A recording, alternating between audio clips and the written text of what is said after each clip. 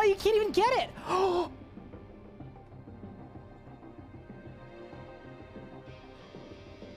Maxed Hardcore Iron Man, and we didn't even die to fire twice. Only once were we bested by fire. Charge! Balls! I teleported! What? That's small. Boom! Oh my god! What the fuck? I'm critting. That's it. Done. Let's go! Yes! That's an 80 solo. Done. Woo! There, dude! Did I win? Yes! Let's freaking go, dude! That is a level 78 combat Zuck Cape completed. There we freaking go, dude. That's the record. Let's go, dude. Oh, that was so sick. Come on, that was so sick. We're going to the bone zone, baby. We ball. What? Do you think there's an increased drop chance if you kill him with the cores? Oh! This one's for the believers. Here we go. Yes! Oh my god! For the believers!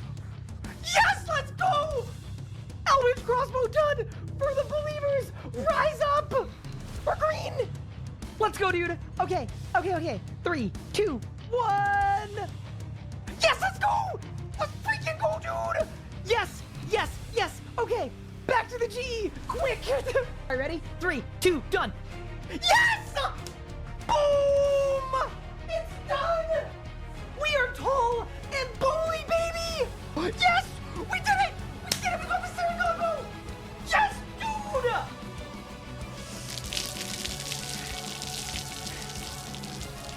Necromancy is a brand new combat style, released into RuneScape on August 7th, 2023. You get both of these in one tick, I'll sub.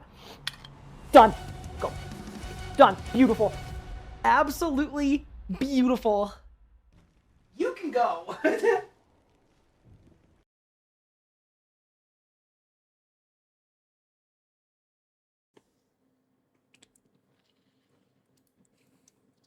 Wait, why am I so tall? Hold up. Okay, that's better. Hi, everyone. Good morning, gamers. How's everyone doing? Welcome in. How we doing? How we feeling? Hi, Pie Good. Thank you for the sub. Jamma, thank you for the 98 months. Oh, man, wait. If Jamma has subbed for 98 months, I think that means that we are actually at a total of 99 months of having a partner badge. Oh, that's crazy to think about. That's wild. JS Knight, thank you for the primer. Mr. Skeletal, thank you so much for the primer as well. What is going on, everyone? Welcome to the stream. Iron Bacala, what's up? Miss Merrill, what's up? Argox, what is up? HM Veteran, what is going on? Sona, what's up? Miko, what's up? Taz, grats on your 1K, grats. You're kind of a demon. Charles, what's good? Welcome in. Next, how are you doing today? Hope you're well. Hello, Zebra Bubbles. Guard of Life, welcome in. I don't want to miss anyone. Hi, Mox, what's good? Dr. Chillpill, what's good? Lunarsbite, what's good? Tommy, what's good? Nairhood, welcome in. Battering, what is going on? Mr. Snizzle, what is good? Argox, why are you calling me senor? Wait, does that mean I'm old? Danny, what's good? Sherbert, what's good? Bombolo, what's good? I think I got everybody. Welcome. How are we doing, everyone? Hope you're all too. How's the sleep schedule? So, the sleep schedule was bad yesterday. I slept through the whole day, and then I stayed up till 4 a.m. working on the website. But the sleep schedule actually today was good. I woke up at 8, and I've just been working since 8. I've been working on meetings, and I had a kind of difficult predicament, which was I wasn't really sure how to promote the website. Because I think it's a really good resource, but I realized if I made a video that was like one, I'll make a video that's like a new player experience guide that takes its time and goes through everything on the website. But the only way this website spreads is basically word of mouth. And the only way to get word of mouth is if people actually see it. And the only way people see it is if I approach it a little punchier. So what I did is I ended up making what is effectively RuneScape has a video essay as to why RuneScape 3 is in trouble as a result of consistently consistently basically abandoning new players. And the way that it is set up and laid out is in such a way that I'm presenting a lot of these issues, and then I'm also showing off the website as a example of what could be done to help fix it. So it's a way to get the website in front of people while also being a little punchier. Yeah, wait, I look really happy. Damn, I look very happy. Trust me, I'm not happy. I'm not happy at all. But it's like this kind of thing. RuneScape has consistently failed new players. And if you're an OSRS player who's clicked on this video, before you click off or leave a comment about how RS3 is dead, hear me out, because I think I'm about to agree with you. And I think I figured out why so many people hate RS3. RuneScape, a game with an incredibly complex combat system, does not have a combat tutorial. It was removed 5.5 years ago, and it was never replaced with anything. So now, when you're trying to learn combat, you just don't. But some other questions. Where do you learn about how the tick system works? Or how combat numbers are calculated? Or how to set up an interface? Or what settings you need to play the game? On old school RuneScape, the answer is extremely simple. You learn about it from this dedicated new player's guide that is on the OSRS website that teaches you everything you need to know to become engrossed in the world. But what about an RS3? Where are you meant to go to learn these things? Are you meant to comb 20,000 distinct wiki pages that were probably written by someone that hasn't been a new player for 20 years? Are you supposed to comb through hundreds and hundreds of different YouTube guides only to find out that half of the ones you watched are outdated? This is one of the major ways that RuneScape 3 has completely failed new players, and it's been like this for years. But while you may think that the purpose of this video is to dunk on RuneScape 3 like so many others do for more or less abandoning new players many years ago, or complaining about things that old school has that RS3 doesn't, that's not what this video is. Because, quite frankly, I'm tired of complaining, and because complaining isn't gonna get us anywhere. We've got a brand new game mode with leagues coming out in 2 weeks, and I don't want this game mode or this launch to suck. So instead of complaining or dunking on a game that I have been playing for almost 20 years, I think I've got a better solution. Jagex is a $1 billion company with a B, and I'd like to think that this is something they should have done or could have done. Almost. But when you're a $1 billion company, you have a lot of checks and balances. You have to carefully advocate for resource allocation, and it's easy for things like new player resources to be deprioritized, especially when most of your active players are 5 and 10-year vets. But what if this lack of new player experience and lack of onboarding is part of the reason why this game has struggled so mightily to attract new players? But because I'm not a $1 billion company, I can make poor financial decisions. I can dedicate as much of my time to whatever I want, and I don't need to rationalize it or justify it. I can just do stuff. And that is exactly what me and my friends have spent the better part of the last 2 weeks doing. So while you can rightly argue that Jagex should do this or should have done this, I think I've got something you're gonna like. New RuneScape players, this one's for you.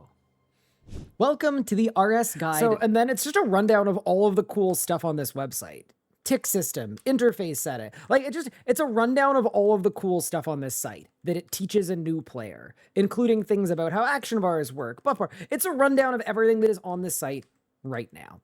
So basically, that's what I was doing today. I had a bunch of meetings that took me until like 4 or 5 hours ago. And then I came to the realization that if I introduce this as in, hey guys, I'm working on a website, nobody's going to give a shit.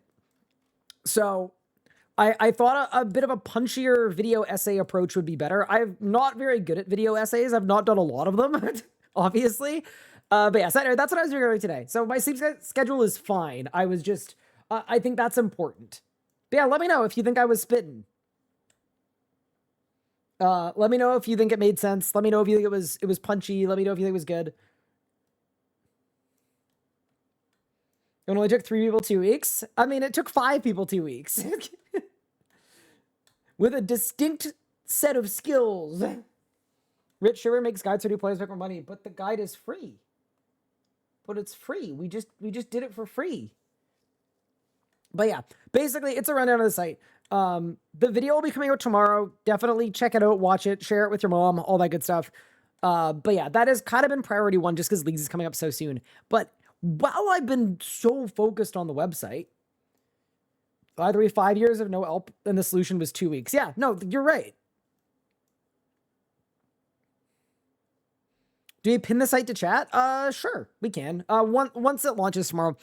But with that said, we're not just making original content. I want to steal an idea from Wazzy. Because Wazzy had the freaking brilliant, genius idea to make a tier list of the relics. And that man is so smart that I'm stealing his content because I don't have my own. No, not actually, not specifically, but I have missed a bunch of relic reveals because I have been in literal silo working on this website. IRC Ryan doesn't make money from his YouTube. He gives 100% to his editor. So that is not true. Pippin, did you guys hear that? Did y'all hear that? Buddy. So my YouTube does not turn a profit. I operate at a loss because I pay my editor not based on how the video does, because I think that's really exploitive. I pay my editor what he deserves, and then the videos usually offset a percentage of what I paid him, but it's not one-to-one quite. So the YouTube operates at a loss, but it's not because 100% of the proceeds go to my editor. They do when the videos make less money than they cost. But if my channel doubled in viewership, then Nathan wouldn't be getting all of the money from the channel. It would just be profitable, and then some of the money would go to me. So, slight difference, but yeah, kind of the same thing.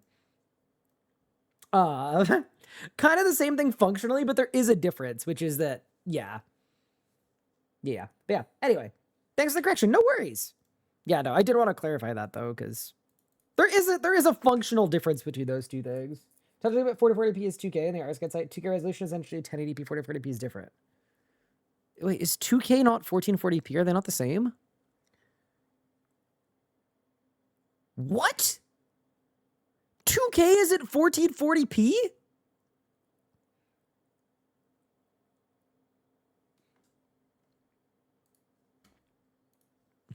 I have a message I need to send.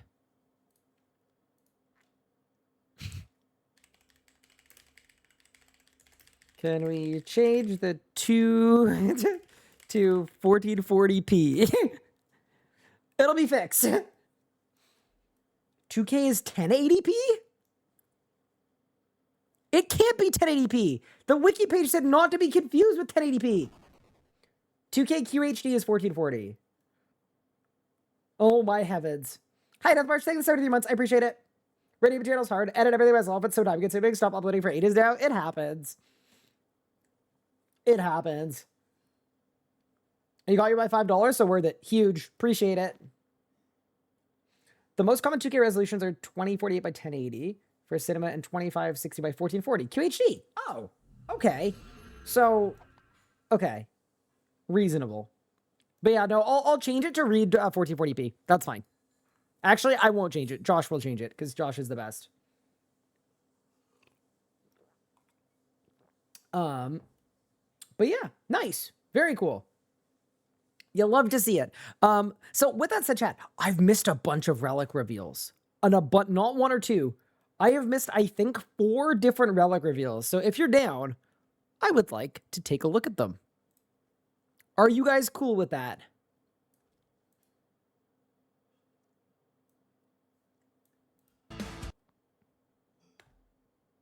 Someone said nope. Can you leave me alone? Okay, let's like. I had a random question. What platform is your website built on? Oh, that is totally not a good question for me to answer. Oh no, I should know this by default, but I don't. Also, Josh, QQ. I mean, I don't know that it's built on a platform. It's built on a stack. Oh, you've got the stack. Okay, sick. Legend. Yeah, this is the stack. This actually isn't the stack. This was the stack. It's no longer this stack. But this was Josh's old stack. And I think Josh updated the stack for this video. Sorry, I'm the wrong person. I've written a lot of the copy and I'm kind of organizing it, but I am not the person that is putting it on the website itself. But yeah, cool. All right. Josh is stacked. I agree. I should say Josh and Griffin, actually. So we've got 2 web devs now, and then 3 copywriters. So myself, Pup, and Jonna are writing copy, and then Josh and Griffin are devs. But yeah, okay, let's take a look at this. Hi, Elliot, how are you? Wait, a double whammy? Wait, we're allowed to do double whammies? Wait, doesn't that violate some kind of rule? And they're both useless? No. They must both be great. What do you mean? I don't believe you. Golden footed and 5-finger discount. A hop, a skip, and a pinch? Okay, hold. Never fail an agility obstacle. Okay, that's pointless completely. Can I say these reveals look really cool? Gain GP every time you complete an agility course multiplied by level. 1k times 69. 69k. Did we game health update ourselves into needing to trade agility for money? Is that what happened? Let's remove the alkables from everything, so now the only way to make money is to run agility. Okay. I know people are going to clown on this, because, like, why would you need this? But imagine being 90 agility and then running Birthorpe laps. Like, unironically, you're looking at, like, 10 mil an hour or something. Like, you're going to get a lot of money. Do you know what I mean? There's money to be made. But what's the money for? Gain GP every time you complete an agility course. Okay, keep moving. This isn't terrible, but it's not, like, great. This would only be good if you're playing a specific way. Golden Hawk boots?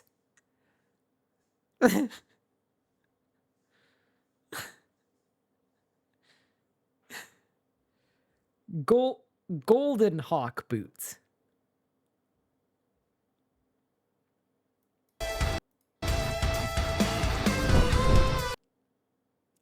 Wait, every 6 seconds? Okay, so this is basically the boots you get if you want GP and you want to skip agility completely. I would presume. Like, surely that's the whole point. The whole point is you just get 99 agility and you get a bunch of GP if you want it. Not like a ton of GP, but enough GP. To, like, you know, if you want to buy 99 prayer and priff or whatever, like, auto leagues, that's going to cost you 8 mil or 7 mil or whatever, right? It's going to cost you a low enough amount at cleansing crystals that you could do 99 prayer by running agility for an hour or 2. That's the truth. That is fact.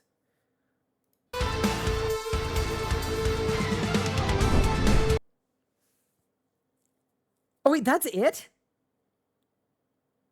That's the whole... Okay, so this is literally a skip agility, and if you don't know how to make money, we've got you sorted. Okay. To me, let me begin on my tier list.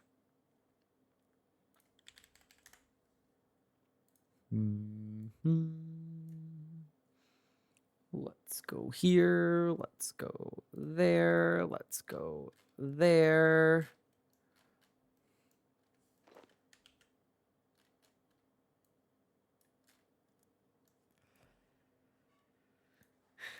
Bro, that's a C. To me, that's gotta be a C. Like, I don't think it's an F. I think it's in C. Because, like, conceivably, it does something. You think D or E?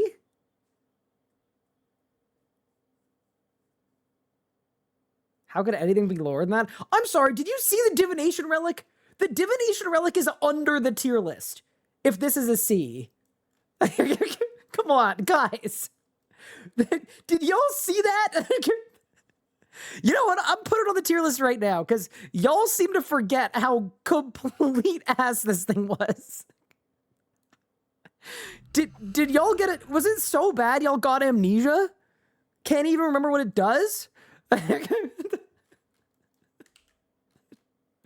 No. It was so bad. I feel one's in chat if you were personally victimized by the Divine Woodcutter relic. Oh my god, it's horrific. It doesn't do anything. Like, at least skipping agility and getting some money, like, that's something. It does something. Nah. Y'all disagree with my tier list? You can make your own. Okay. On to the next. Hold.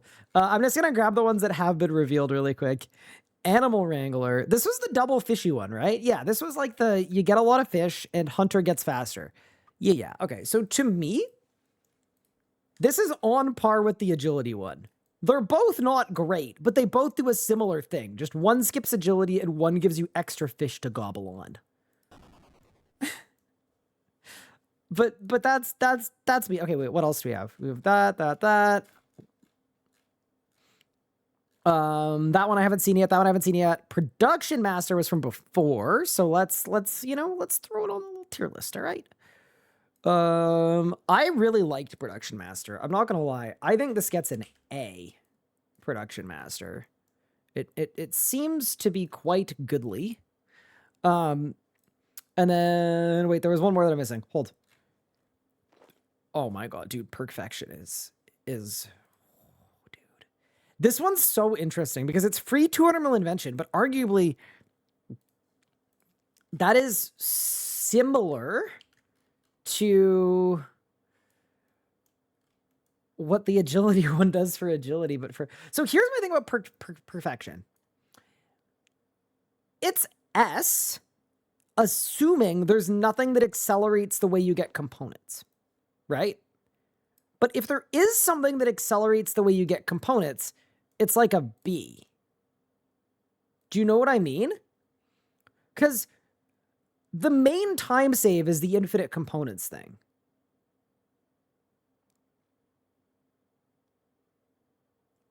How could you ever put in B? So, Ryan, hear me out. Hear me out. If there's something that boosts the way you get components, so you can get accelerated components without a lot of effort, then it's B. If it comes out and components are like they are in live, it's S. So I was going to suggest we put it in A. Because it could either be S or B. Are people going to be angry at me for that? I don't think so. I think it's okay. Because, like, we don't know what the drop rate boosts are. We don't know enough. I'm not confident enough to put it in S. Because we've heard that there's going to be XP rate buffs. We've heard there's a 16 times XP rate at the end. But we don't know if anything else is buffed. So, yeah. I'm slamming Production Master... Sorry. Augmentation Stationeer. It's going at A. Okay, do you want me to add a sticky note to it? Fine. I'll add a sticky note to it. Damn. S if there is no accelerated invention comps. B if there is. Nice. But here's the thing about divine charges. If there are drop rate buffs like there have been in old school where you just get like 10x drops or whatever, you get a dowser. And at the Gate of Olympus, getting a dowser if drops are 10x, it's only going to take you 60 hours. I hate that boss. I don't hate the boss. I hate the drop rates, man. The drop rates are horrific.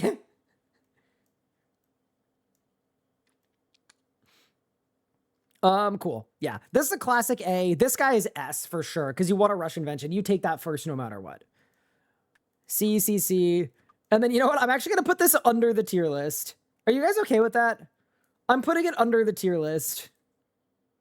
We're going to call this the basement under the tier list. The only valid reason for picking this one, Divine Woodcutter, is genuinely after everybody quits leagues after 3 or 4 weeks, when we do a run where chat has to vote and we only pick the worst relics possible for the whole thing. When we do our bad choices only playthrough, that is the only purpose for this relic. Okay. Are we okay with the tier list? Are we satisfied? Hi, Kobe. What's good? Thank you for the 54 months. I appreciate it. Jesse, thank you for 53. I appreciate you. 53 months, that's like 5 babies. I'm sorry. Why are we Why are we quantifying this by number of babies?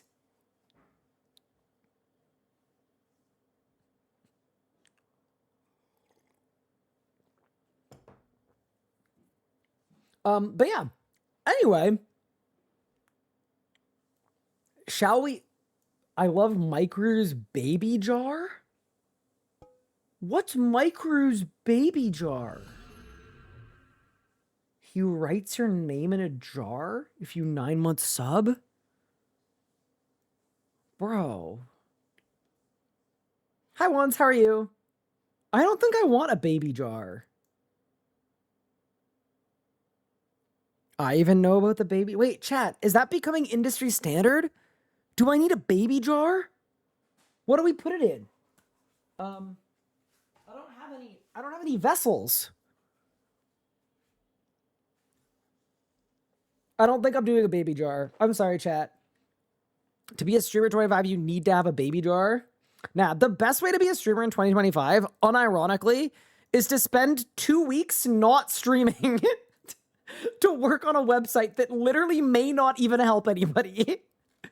That's how to be a streamer in 2025. Tried and true, baby. We're out here. Okay. We've got more relic reveals to ponder. Okay, here we go. So, agility, I think I'm comfortable putting it in C. I think it's very similar to the fishing one and the hunter one. But here's the thing, like, I think people who've never played an Iron Man are like, what am I gonna, GP is so easy to come by. I don't know how easy it is to come by on a new Iron Man. Like, now that Elder God Wars is giga nerfed. Yeah, I actually could see this being kind of like a brain off. You want to get GP, you don't want to think about it. It's not like you need that much money for rune shop runs. It'll be like 10 minutes of agility a day. And you could do like rune shop runs, and you can do Viswax, and you could do like the stuff that you'd want GP for. Crosis is not terrible. How are you going to do Crosis with, I guess you'll get Crosis stats really quick? Yeah, that's fair. You could just do Dragon Bones and skip Prif. Yeah, that's true because the XP is so accelerated. Yeah, but what if Prif's auto unlocked, right? I'm probably coping, but either way, like it would be interesting. It's a possibility. Is your website gonna have a route to follow for leagues? Yes, it will. It's just not done yet. I'm waiting for them to say more. They are giga trolling if they make us quest. If there's no quest, I'm in. I'm a fan of the DN perk. Divination and woodcutting perk? Is that what you mean? Yes. Oh, okay. Yeah, cool. I don't know why you'd be a fan of it, but fair enough. I respect all viewpoints. Okay, let's keep it moving. Let's look at 5-figure discount. Never fail if you can check. Dude, here's the thing. All of these relics are, you know, it'd be fun actually. Why don't we position it and then I'll reposition it as the thing goes. That like seems like the play, you know? So never fail a thieving check. Maybe this is a hot take. I actually really don't hate that at all because that's your GP sorted. And it means if you're someone that wants to AFK, it means you can AFK to 99 thieving by clicking once.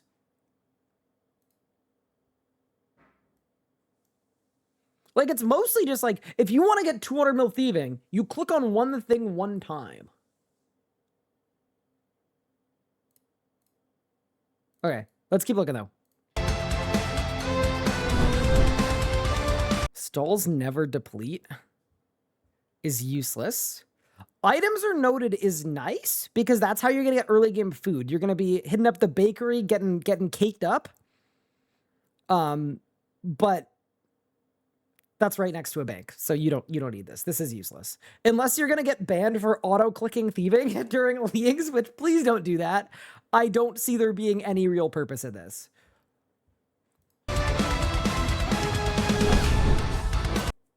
Safe crack is 1 minute cooldown. You're not gonna safe crack anyway. Because a 1 minute cool... No. You're not going to save crack anyway. I don't think. That's it?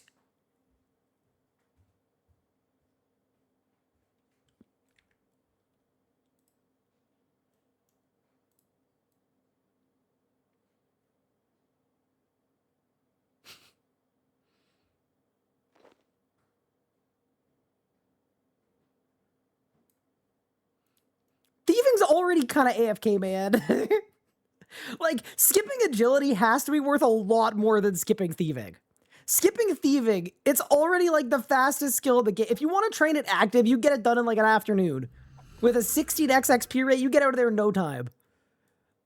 Bro, I might put this in E. Yeah, no. If skipping agility is a C, skipping thieving is an E. You don't need to skip, just trade thieving. You don't need it. The one use case where this is good is if you know that like the first week of leagues, like you're busy with work. Need to AFK, this is better. Like, if you specifically are gonna like miss the first week of leagues because you couldn't get time off, because you didn't tell your boss that you were gonna be I might have to pick this one, guys. But yeah, if you're specifically need to AFK, this is fine. Because you could just spend your week, you get 200 about thieving, you get a bunch of money and resources and seeds and things too. Like, seeds are good, right? You need herbs or like, I could see this not being terrible if you're specifically looking to AFK a lot. If you're the kind of RuneScape player that is working a 9 to 5, this isn't horrible because you click once and you chill. Look at dodgy deals from old school. Yeah, I saw dodgy deals was cooler for sure because it let you pickpocket in a 11 times radius. Yeah. 11 by 11. So you'd steal from everything within a 100 tile range. Yeah, that's significantly better. Yeah. What makes Enter Wrangler, Cedar Reddit so good in old school leagues? Why is the pickup one so good? Okay, so archaeology is the GOAT skill in RuneScape. Not only is it the slowest skill, but it's very, very goated. And all of the unlocks are really high level. So this doubles your archaeology progress by default. So already that's really good. But then the most important early game goal in RuneScape 3 is unlocking Invention, which requires 80 divination, crafting, and smithing. This mining relic will automatically complete 80 smithing and 80 crafting for you because it auto smelts bars and it auto cuts gems. So basically, even if this did these two skills separately, they would both be in like B tier or A tier. Them together, it absolutely bodies all of the other tier 1 options. And then when you're looking at Animal Wrangler, and this is probably a good rundown for old school players, fishing, double fish is fine. There are tons of banks in the fishing guild where you do all your fishing in RS3. And there's an archaeology relic that auto cooks your fish anyway. So if you train archaeology, you can still auto cook your fish. And then hunter is a completely irrelevant skill in RS3. You literally go, I'll show you. You go here. I'm going to give you a 1 to 99 hunter guide in RS3, and it's going to take me 20 seconds to give you the guide. You literally do the same thing from 1 to 99. I'm not even kidding. Ready? What's up, guys? It's Ryan here.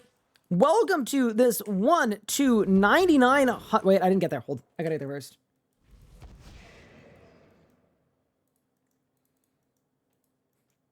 Oh yeah, and with divination, you can auto bank anyway with a thing called a porter. Okay, what's going on, guys? It's Ryan here, and welcome to this guide to 1 to 99. Did I not build the basket? Oh my god, I've never done it on this account. Oh my god, hold. Give me a sec. Let me cook. Give me. I'm 200 mil hunter, by the way. I think I am. Look, they added it recently. I've been max for a long time. Leave me alone. Leave me alone, all right? Give me a quick, just stall. We can talk about our feelings for a second. Oh my god, I don't need a welcome back. I'm an Iron Man. Okay. Perfect. Okay, hold.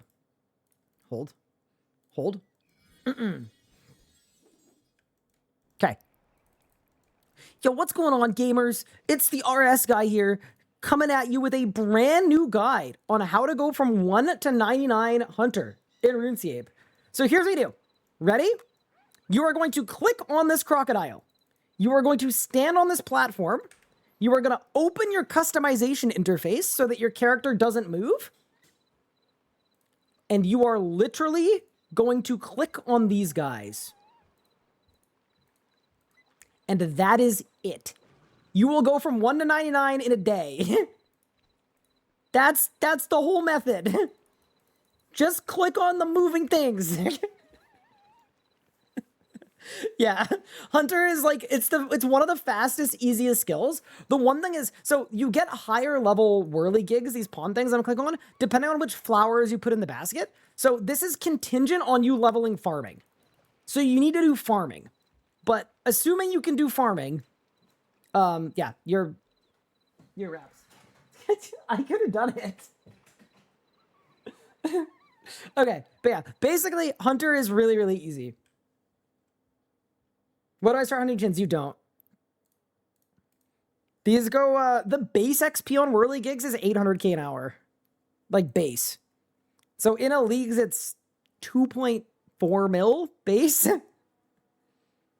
Funny enough, the wiki doesn't mention the interface stall. And that is why you need that real knowledge in the field, you know? You gotta be well-traveled to know the interface stall. It's a bit of a gamer tip. But yeah, it is a good one. If you ever see like an old school streamer trying it out and they're trading Hunter and they're getting annoyed that they're running around, we got a solution. Open up the costume interface. Why is invention so good? I got you. Don't worry. No, this isn't a dumb question. Okay, so invention gives you perks. Perks will boost every single skill in the game and combat. So as an example, I have my fishing rod here. My fishing rod is augmented with honed 6. By default, I have 12% higher chance of gathering fish. And you could put honed on a hatchet, 12% higher chance of catching logs. You could put on everything, but that's only one of 2 perk slots. Other perk slot is giving me a bunch of buffs, constantly activating while I'm skilling. And then for PVMing, it's even more ridiculous. It's worth like, you do like plus 20% damage, and you take 30% less damage with invention perks. So basically, yeah, think about that in old school terms. It's like if your blowpipe turned into a T-bow because you augmented it. Yeah, it's really, really strong. And it applies to like every skill in the game. Like the skills that interact with invention, it's like woodcutting, fishing, smithing, fire making, all of your combat skills, rune crafting, construction, archaeology. Don't think there's anything for Hunter. Is there? Maybe not. Maybe not Hunter and Slayer. Maybe not fletching either. Maybe not crafting. It's almost every skill. Thieving, rune crafting. Yeah. Either way, it's invention is good. Pickaxe lets you rush invention, which lets you snowball everything. Yeah, exactly. Yep. That is correct. Okay, we've got more perk reveals to go through. Also, you guys noticed that someone in chat complained that I was taking too long to get through the video, so I decided to take even longer to get through the video. Yeah, that's how we do it here at the RS Guy Productions. All right, team. We got 2 more to go. Here it is. Wait, is this 2 more or 1 more?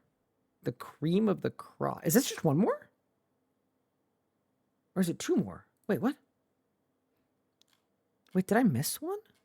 Chat, there's something missing on my tier list. Wait. Is there? No, there isn't. I'm losing my mind. Okay, let's take a look. Farming Frenzy. A different kind of fast food.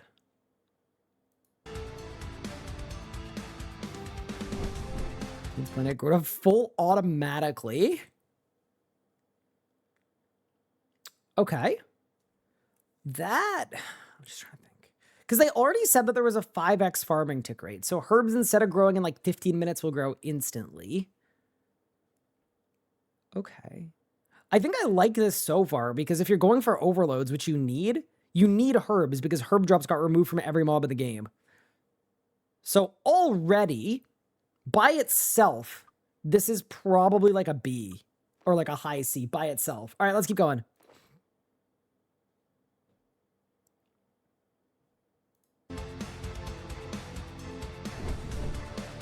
Herbs only require 1 seed and yield maximum harvest?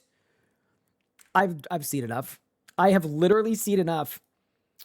I have seen enough. I know where I'm putting this one.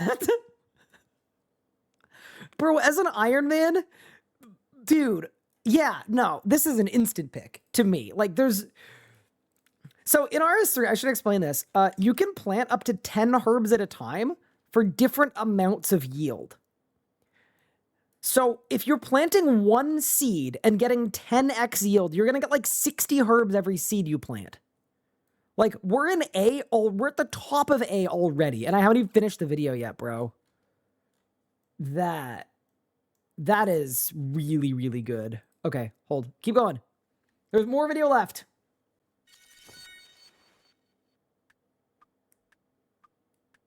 Max seed output is insane. Yeah.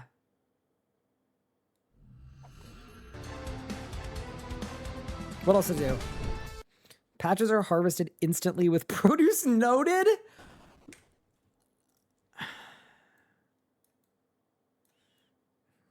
Buddy. The only annoying thing I was about to say is it's going to piss me off if I'm always getting max yield. So I'm spending all this time picking all the herbs. If you don't need to pick any of the... Oh my god. Yeah, this is disgusting. Is there anything else? Surely not. 15% chance for XGL. Okay, yeah, if there wasn't enough. Chance to save seeds. Oh my god. Okay, these relics are not very balanced. Patches, there's more. It's auto ultra composted. So the way that this works is there are 3 different tiers of compost, and they give you more yield depending on which compost you use. And ultra compost is like the giga goated one. Okay, yeah. So that's in the S tier for sure. Especially because in RS3, like, untradeable potions are the backbone of RS3 PVM. You literally need overloads to PVM. So the idea that you will be able to take a tiny amount of herbs and turn that into overloads instantaneously, that is ridiculously good.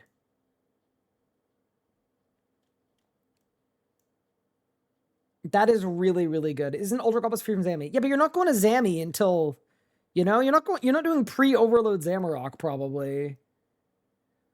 Damn. So I heard people talking. People are under the impression that these are all tier 2. I can label them. People are under the impression that, wait, what are the 3, chat? That we're tier 2? Thieving and agility. Okay.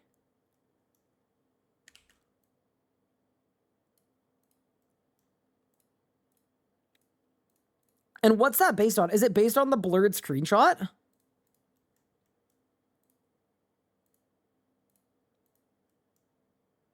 Yeah, it is. Let's see it.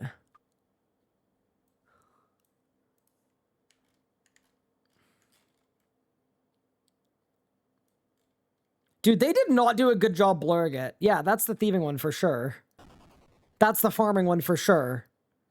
What? They did not blur this nearly well enough. What? Yeah, that's the... Yeah. Agility, thieving mask, farming. Like... Yes. Okay, so if those are your tier 2s... To me... Your first 2 picks are instant picks, in my opinion.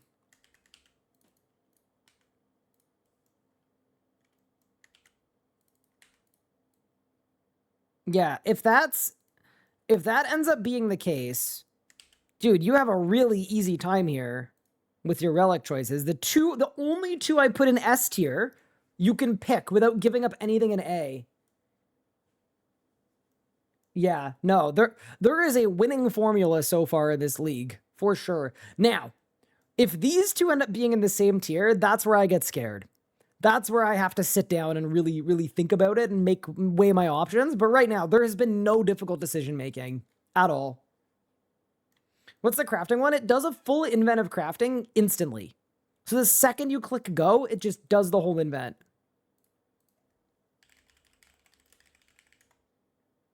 Why is fishing auto C tier? A lot of old school players have asked this. Hunter is an irrelevant skill, and the fishing auto bank is basically worthless. Like here, I'll actually show you. So first off, there's an item in RuneScape called a Grace of the Elves that you can get. You click toggle on this, and guess what? This is already going to auto bank all of my fish. And it has 500 charges, and it's really, really cheap to repair. It's basically like jewelry. So already you can auto bank fish. That already exists. And then thing two that I think is actually even more pertinent is the main purpose of fish is fishing for food, right? That you're going to use when you're bossing. Let me go to the fishing guild in RS3 and show you what it looks like, because it's not like it is in old school. This is the DSF, the Deep Sea Fishing Hub.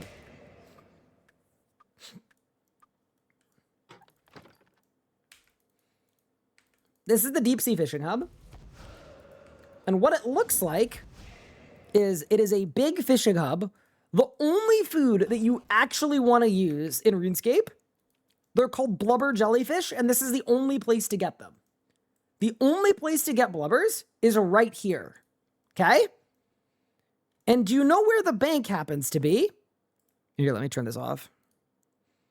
The bank happens to be one square next to my character.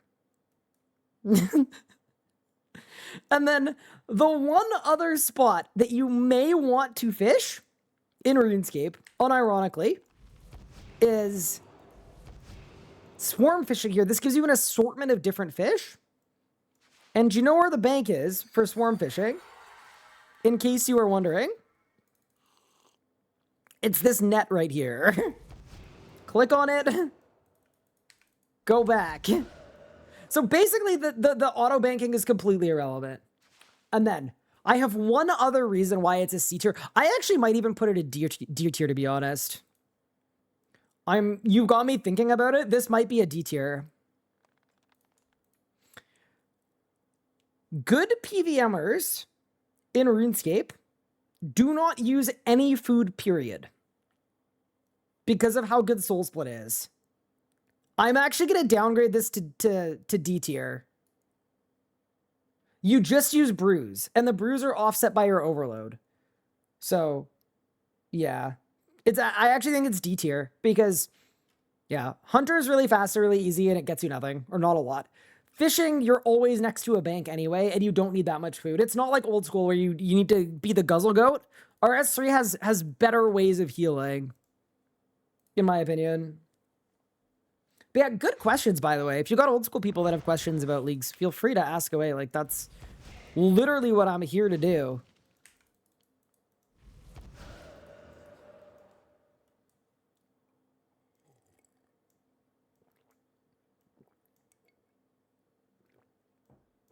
Especially considering some PVM buffs, some relics, yeah.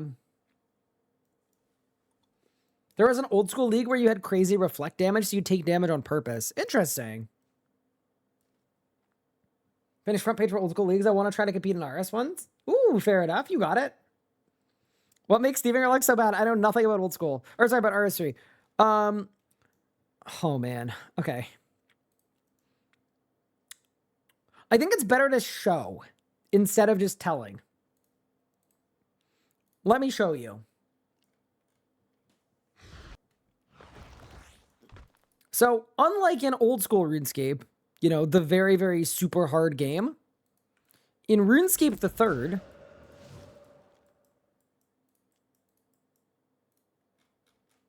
I'm going to click pickpocket on this woman. I'm auto pickpocketing her ass. This is just a base feature. So that's the main reason, is this just, yeah. You can already AFK thieving. You have auto pickpocket by default, correct. But if you get caught, if you fail a thieving check, it stops. So the thieving relic makes thieving more AFK, but it doesn't make it any faster. It just means you don't need to pay attention to your screen while you're doing it. Yeah, base game, like level 3 account. Here, actually, I think I have a level 3 account. Hold. I'll show you. Carpal tunnel friendly game? Yeah, until you start PVMing. And then your hands fall off.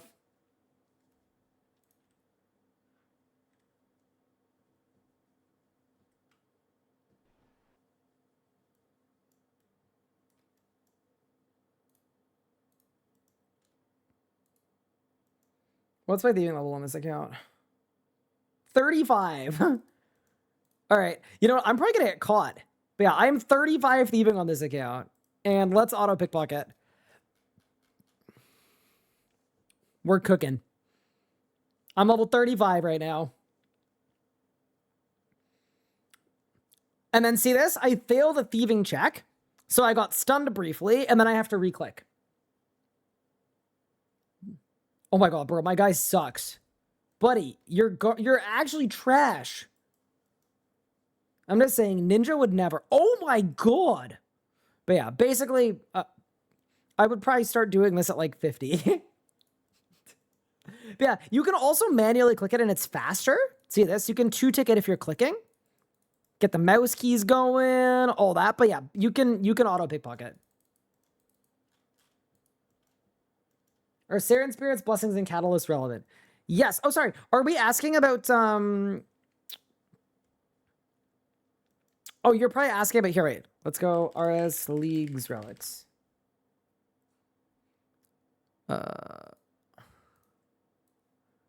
Wait, no way I got recommended? That's crazy.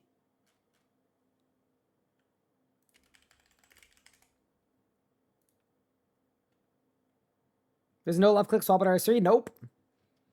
We don't have a lot of the things that RuneLight gives you. Okay. Yeah, sorry. Which one did you want to look at? Oh, topic on Production Master. Cool. Yeah, so the reason why Production Master is good is... Bro, there's a wiki entry for this. Okay, so Infinite Urns. What urns do is they give you 25% extra XP. Or 20, depending on the urn. Okay? And that's for all of your, like, gathering skills. There's urns for just about everything. Okay? Portable skilling stations save you resources and give you a little more XP. Stacks with the urns. Saren Spirits access the rare drop table, just like it would on Old School. It's just a regular RDT.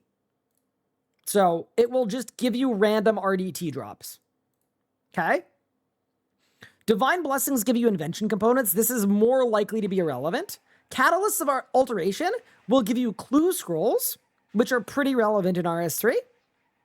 Because you make the best in slot PVM amulet out of a component you get from clue scrolls. And then Manifested Knowledge is irrelevant. It's a quest reward. It's a tiny little bit of XP. But yeah, basically, you want the urns and the skilling stations. The Saren Spirits are nice because you can get like 100 super restorers out of one. So it's like, they're convenient. And then the catalysts are good for clues.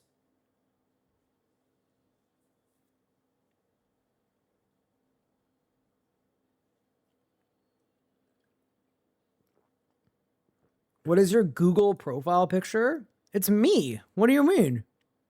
It was a candid of me from an event.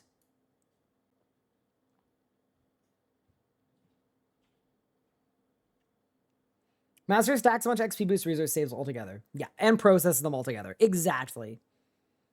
So what you would want is, if you're planning on like doing a lot of bank skilling, this would be really good. Exactly. And then, yeah, Perfection. Honestly, I think if you're an old school player coming over, I think you take Perfection over Production Master if they're head to head. In my opinion. And the reason I say that,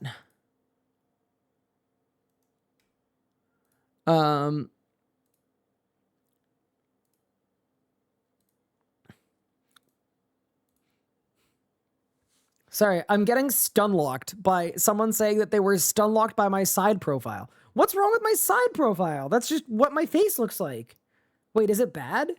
Is my face bad? Do I need a new face? Chat, what do I do?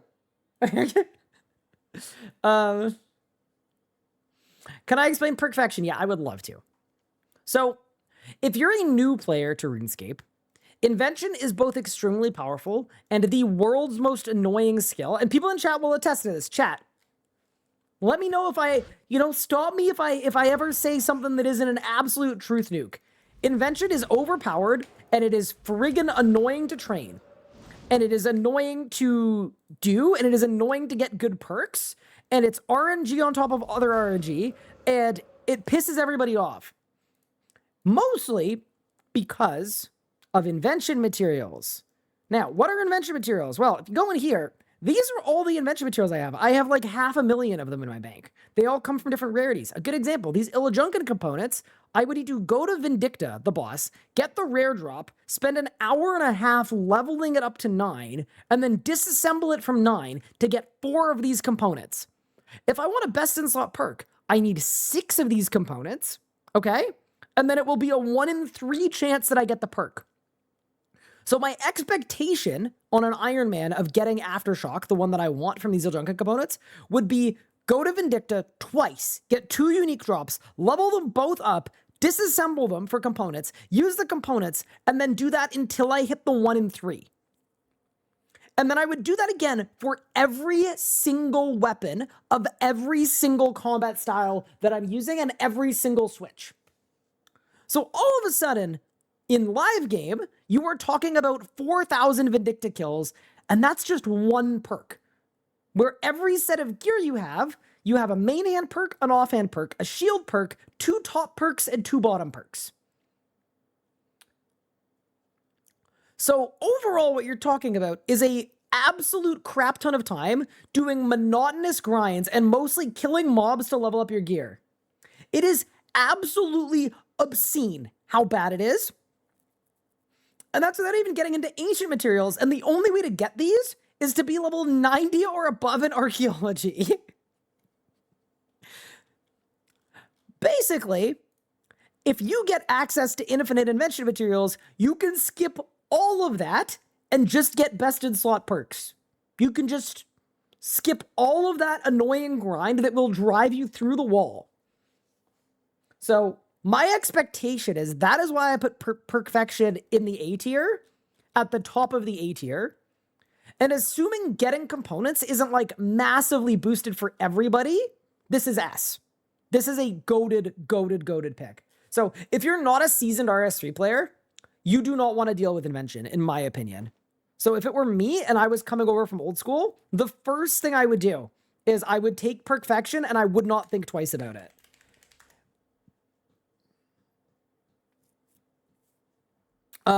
Something to mention too. There's a wiki entry for what the optimal perks are. And yeah, basically for each of these perks, like this is the one I was talking about, was Aftershock 4 Eruptive 2. It's a 30% chance, right? You want to put this on all of your two-handed weapons, and each time you go for it, you need 6 Illajunkan components at level 137, and it's there. So if you were perking out best in slot, and this perk's like a significant DPS increase, you would want how many of them? For melee, 1, 2, 3, 4, 5, 6 just for melee. 7. It's probably like 20. You probably want it 20 times. So you need to do this perk roll like 60 times if you actually wanted full best in slot. Or you could skip all of it.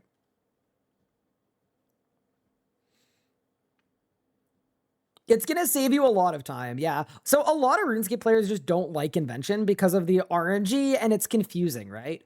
Like, the way that it works is for every single gizmo that you fill up, you could put any components into here, and it'll just spit something out. Let's throw a bunch of those in there. All right, so with that combo, this is what I could get. Okay? The game doesn't tell you any of this, so you basically have to spend all of your time on the wiki going off of what their best suggested combo perks are. So you spend a lot of time on the wiki. It's just not super pleasant. And the order that you place them in here also matters. So like it's the least intuitive skill in the whole game, and you literally cannot use it without just grinding the wiki.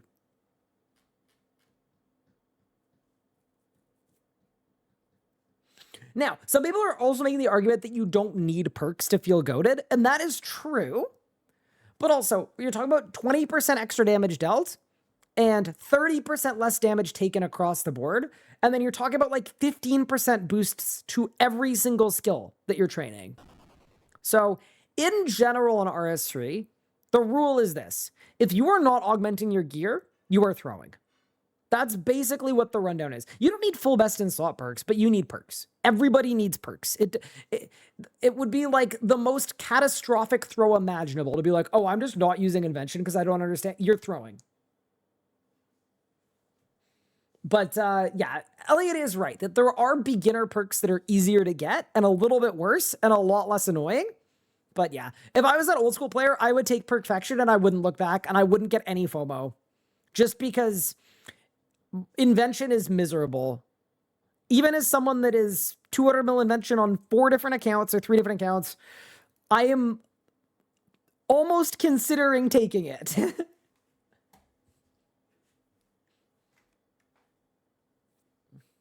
Drink water. You got it. On an early iron, how often do you have to gather energy? Pretty often. My goal would be to get 9. Well, here's the thing. There's something about divination, which is that you can get 99 divination in a single day on Mainscape from 70. 70 to 99 in one day. So my expectation would be that people will just do dungeoneering divvy and then train divvy at a high level, and then you'll be fine. Let me see if I can find my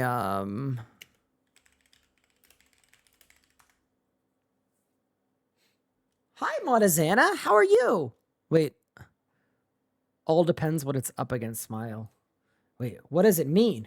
What do the circles mean? All right, chat. I want everyone to reply to Montezana with a smiley face, as though we know. Okay? I want Montezana to get spooked. I want people to convince yeah. Mm-hmm.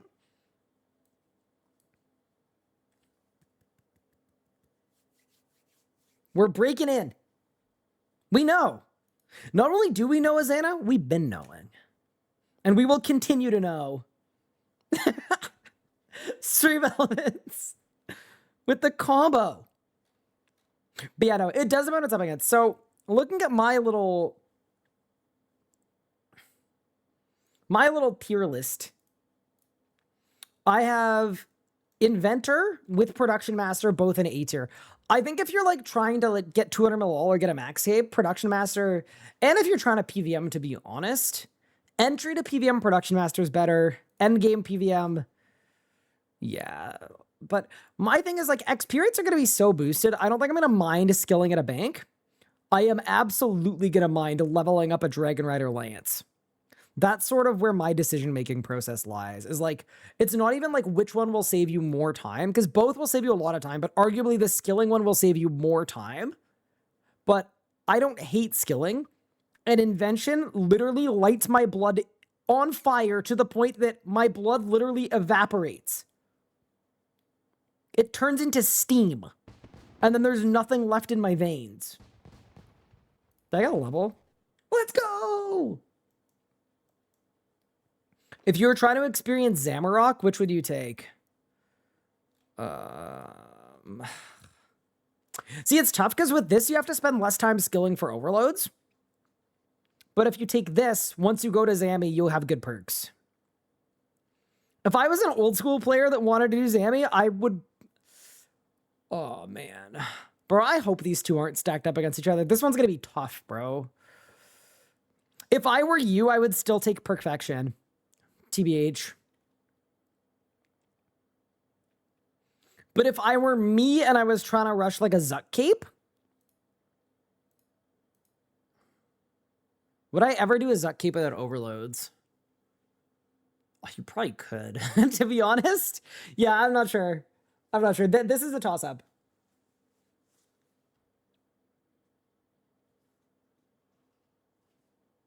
I don't know, man. Old school players are used to making 6,000 potions. I have a hot take about old school players. I don't think old school players realize what making overloads entails. I appreciate old school players. I really do. I genuinely do. I appreciate y'all. I don't think you understand. Okay? Hold. It might not even be on the... Yeah, okay. So, bro, this game is chopped. To make one singular Elder Overload salve, you need 2 Torstals, 1 Fellstock, 1 Primal Extract, 1 Crystal Flask, 1 Super Attack Potion 4, 1 Super Strength Potion, 1 Super Defense Potion, 1 Super Magic Potion, 1 Super Range Potion, 1 Super Necromancy Potion, 1 Prayer Renewal Potion, 1 Prayer Potion, 1 Super Anti-Poison, 1 Anti-Fire, 1 Super Anti-Fire, 1 Extreme Attack, 1 Extreme Strength, 1 Extreme Defense, 1 Extreme Magic, 1 Extreme Range, 2 of all of these, my bad. 2 Extreme Rangings, 2 Extreme Necromancies, and then your process is as follows. So what you'll have to do, and this actually assumes you're buying these. Wait, this is only half of it. Nah, this is only half of it. Wait, I need the full thing. Dude, the wiki doesn't even have it because it would get like, it hit the word limit. Hold. Bro, maybe Google's got me. That's literally not even the whole thing. That's only half of it. Overload, Iron Man, Elder, RS3. Give me a quick second. All right.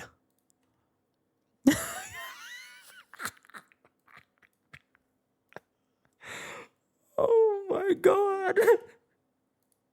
Okay. Is this even the whole? Yeah. Okay. So this is how to make one overload. Dude, old school players don't get it. They don't understand. I'm about to put you onto something. Oh, actually, wait, this is outdated. There are more potions in this. So just add 1, 2, 3, 4. Add 5 ingredients to this. Okay? Yeah, just add 5 ingredients to this. So you need an Iron and Eye of Newt, a Quorum, a Limpet Root, a Catentine, a Whiteberry, a Lanodime, a Potato Cactus, a Dwarfweed, a Wine of Zamorak, and then an Avanto, a Dwarfweed, a Lanodime, Ground Mudrunes, and Grenwall Spikes. And then you need a Clean Torstal. And then you, in addition, need an extra 4 dose of all of the supers. So you need another 1.5 Irits, Eyes of Newts, Quorums, Limpworts, Catentines, Whiteberries, Lanodimes, Potato Cactuses, Dwarfweeds, and Wines of Zamorak. 2.5 for those who are counting of each of those. And then, once you're there, you need to add a Supreme Overload Potion with a Primal Extract, which comes from level 100 and something farming for avocados, carambolas, sikus, dragon fruits, gold dragon fruits, gratis, lychees, and mangoes. And then you combine that with a vial to make a Primal Fruit Pulp to make a Primal Extract. Then you combine that with a Fellstock to make an Elder Overload. And then to make it into a salve, you also need to add a Prayer Renewal, which comes from a Clean Fellstock and a Mortella, as well as a regular Prayer Potion, which is a Ranarr and a Stape Grass, as well as a Super Anti-Poison, which is a Clean Irit plus a Unicorn Horn Dust, plus an Anti-Fire, which is Clean Lanodime and Dragon Scale Dust, plus a Super Anti-Fire, which is another Clean Lanodime and Dragon Scale Dust, plus an Anti-Fire and a Phoenix Feather, and then you have your Elder Overload salve, except I forgot to tell you one other thing. Bosses in RuneScape 3 don't drop herbs anymore. At all. They drop seeds. So every single herb on this sheet, you better farm that yourself. You better you gotta get down there with the trowel, and you need to farm for 1 overload. And that, my friends, perfect segue, is why the farming relic is an instant pick no matter what it's up against. Yeah. Basically that is... And just so you know, this overload lasts for 36 minutes.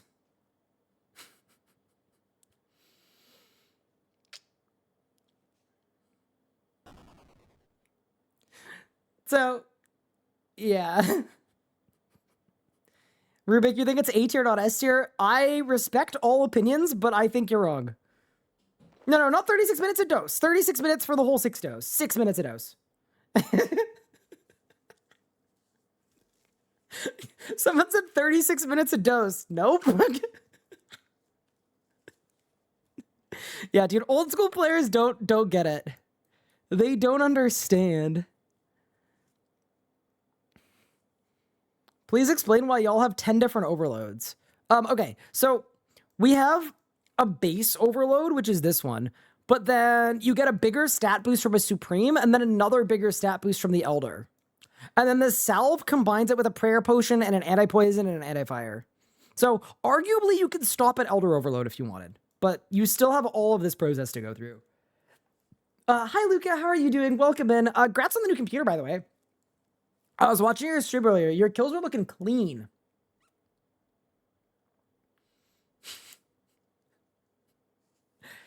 Surely there's an overload well relic. Chat, can we bestow a copium among Duke died, perhaps? Oh yeah, and also to make this, you need level 101 Herblore. I forgot about that. And that's also one of the reasons why Production Master is good, though. Because with Production Master, you only need 101 Herblore to make Elders. I'm so excited to quit old school for RC Leagues. Huge. Come on down. Anytime. Oh, yeah, because Herblore goes to 120. Yeah, I forgot to... Oh, yeah, wait. Dude, there's like... I feel like I'm going to put people off the game. But mining and smithing on RS3 go to 110. Woodcutting goes to 110. Farming goes to 120, and one of the best PVM buffs comes in at level 117, which is like 80 million XP. Invention goes to 120. Necromancy goes to 120. Slayer goes to 120, and all of the good Slayer monsters are over 100. Fletching goes to 110. Crafting goes to 110. Thieving, I think, stops at 99. Yep, saved. Herblore goes to 120, and all the good potions are in the 100 to 110 range. What else goes up there? Rune crafting goes to 110, and the best rune comes out at 100, which isn't so bad, actually, 100. Construction stops at 99, thank goodness. Dungeoneering goes to 120, but it's a skill you don't need to train for any reason. And then Archaeology goes to 120, which is 104 million XP, and the main reward that you want from Archaeology comes out at level 118. I always find it funny when old school people look at RS3 from a distance and go, oh, it's like easy escape. Oh, and the best part, and this is the real kicker, like I'm excited about all of this, but the real kicker is... some of RS3's skilling, and chat, you guys can weigh in on this one, I would say is arguably balanced around MTX a little bit. Iron Man mode means no MTX. So when you max an Iron Man on RS3, you get absolutely giga blasted. But yeah, like in a league with boosted XP rates, you're going to be chilling. It's going to be fun. It's going to be super fast, but... yeah, sometimes people talk about RS3 like it's like a really fast game to max out on like an iron. I'm like, bro, I've got a maxed hardcore. It took me some time. It took me a bit. Can we use a GE? Not for leagues.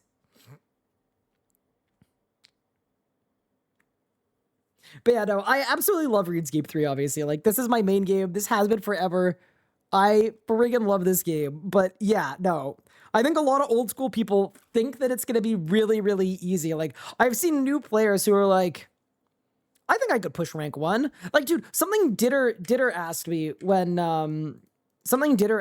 he came over and did his first day on RS3 is like, he asked me if there were competitive RuneScape players. Like, so does like anybody care about like ranks or high scores? And I was like, yes, they do, in fact.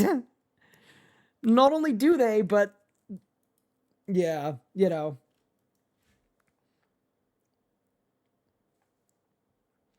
All that to say, I still have a max hardcore. I do. Look, this is him. Hello, look.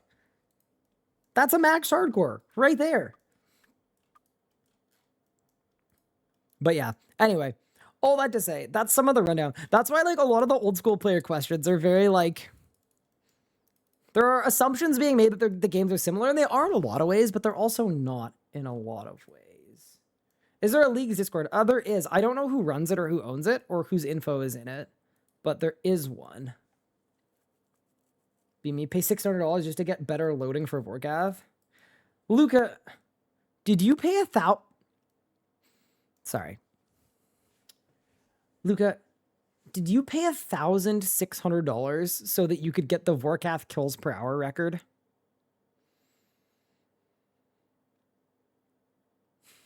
Because your old he did. Oh my god. Luca! $1,600 because Vorkath was taking too long to load? I freaking love you, Luca. What an animal.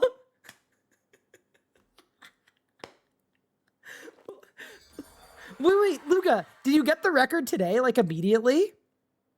And if you did, can you return the computer? Take it back. Tell them it wasn't working or something. Oh my god, I respect the hell out of that. Yeah, so anyway, to answer the question of are there competitive RuneScape 3 players? Bro.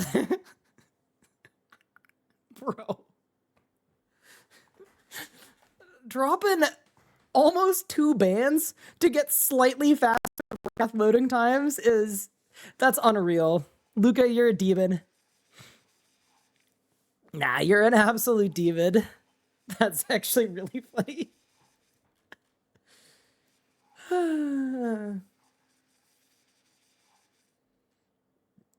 Yeah, that's great. I actually love that.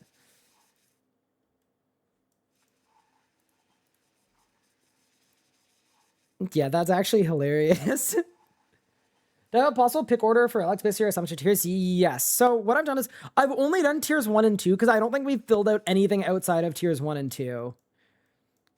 This is all just based on unblurring that image. So yeah, I've got my picks for tier 1 and 2.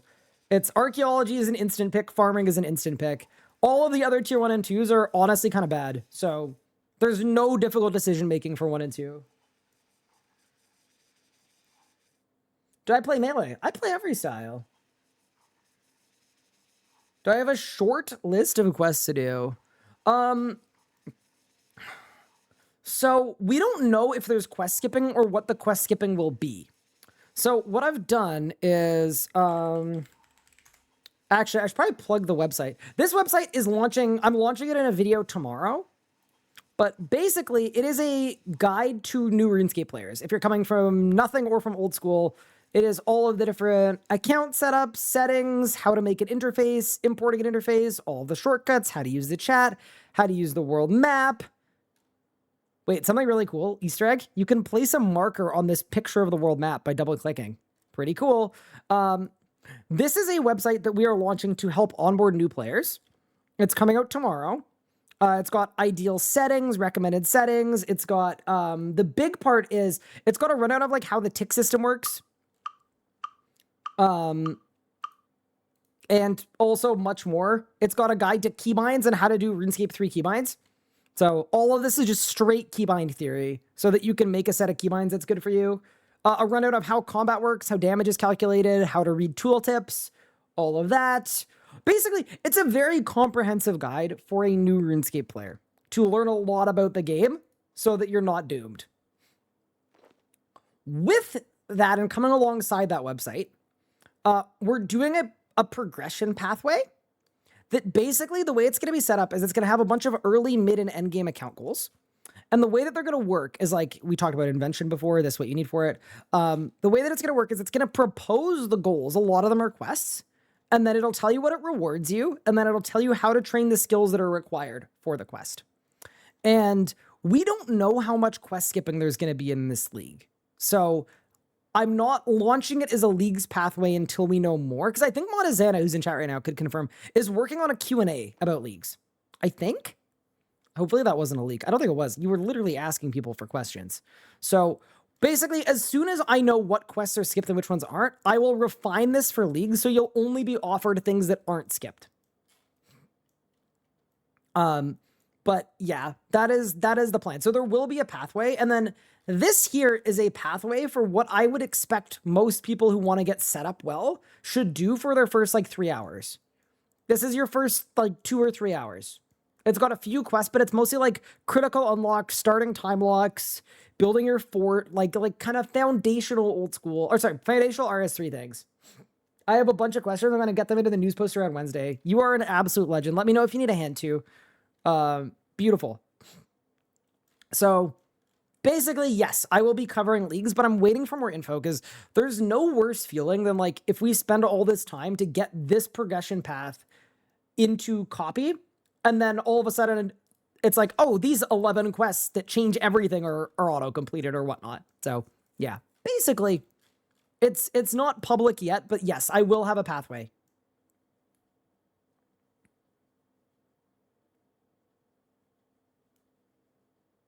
You have to buy membership. You could use your current account. This is such an oxymoron, but it's free if you have membership.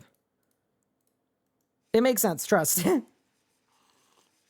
The forum currently has 500 questions. Okay, but Azana, if you control F quests, how many come up?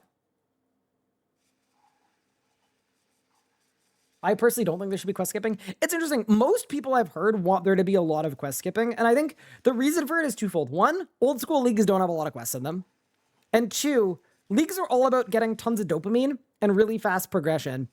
And quests aren't sped up. You might get more rewards for them, but they're still slow. So to me, if it were up to me, I'm not a questing in leagues person. I would be fine if there are some quests, but think about how terrible your first week is going to be. And also, I should probably add this as context too. Here, let me pull this up. If you're playing RuneScape efficiently, questing is the best way to progress in RS3 on a new account. So if you make a new account and you want to play efficient, you quite literally nuke 150 quests in a row. That is like how you start your account. I am going to be honest. If that is the case for leagues, I think everyone is going to log in, play 2 days, and then quit. So I am personally hoping there are some quests. It keeps going, by the way. So I'm personally hoping there are some quest skips. We're still going, by the way. We're not even close. We got another whole section. All right, there you go. Made it to the end. So, yeah. I think if you're someone that wants to relive quests, I think that is better suited for the live game and the main game. In my own personal opinion, of course.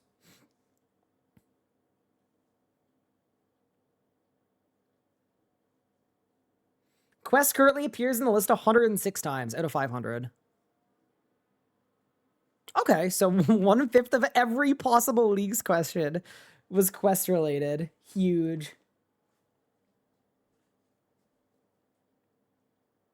Please don't make us do the haunted house quest twice. What, you don't like Broken Home? Dude, Broken Home is a 5. You know what's actually really funny? What's really funny about Broken Home is in a news post, I think last week, Broken Home got nerfed. Like they made it harder. Like 2 weeks ago. Hold. Update history. 11th August 2025. Persistent Rage can be used to trivialize most of the damage taken during the quest, since it can be used to refill adrenaline bar for regenerate. So not only is Broken Home so back, but the way that people were cheesing it to make it less terrifying, you've been nerfed. Y'all ratted yourselves out. Exactly. I bet Montezana did it. But yeah, no, this is a skip quest, though. In my opinion. This is a skip quest. Like, you don't need an ASR. It's not best in slot. FAQ summary. Quests, again, D&D timers, shops restock. Yeah, I feel like there would be a lot of questions like that. I think there would be questions about quests. There would be questions about, yeah, D&D timers, what's enabled, what's disabled, how the XP multipliers work. Shop restock, definitely. I saw Wazi talking about that. 18-minute quest if you speedrun it. Yeah, 20-hour quest if you're new and bad. Okay, wait, I have a question, though. You know what I think might be fun? Okay, don't tell Wazi I'm doing this. I would like to compare my tier list to his tier list. Because I think he made a tier list. Did he make a tier list? Drama alert? No, I just want to... I've always said that I thought Wazzy was kind of smart.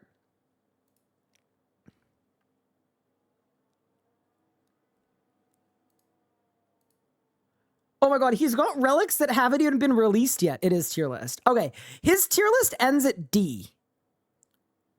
Okay. Let's take a look at Wazzy's tier list. Let's figure out if he's all he you know, all he's chopped up to be. If his cranium is as colossal as they say. All right. Let's take a look at Wazzy's tier list.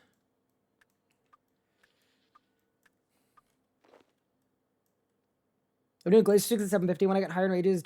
How do I tank the autos? Soul Split, mostly, and defensive abilities if you need, like, Reflectabilitate. Okay, so... Wait, I'm sorry, what? Bro, that's not a tier list. Oh, okay, yeah, he's got relics that haven't been revealed yet on here, I think. Wait, he didn't put Farming Frenzy on the tier list. Okay, I'm just going to assume he put it in S, because his title is "You're trolling if you don't pick this relic." Oh, here. All that stuff.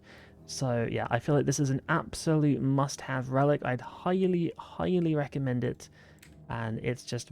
Oh, he did. Okay, okay, so that is Farming Frenzy. I got you. Okay, so Wazzy did the same as I did for Excavator, the same as me for Farming Frenzy. He put Invention in A tier, the same as I did. Production Master in B. Okay, I mean, I put it at the bottom of A. Tied with Agility is crazy. I ain't even gonna lie. Wazzy, buddy. That's I disagree. I couldn't disagree more. He's lost his mind. Okay. Production Master tied with Agility. I disagree with, but fair enough. And then, yeah, we've done a bit of a stat squish here, but we've actually got the exact same order the whole way down the list.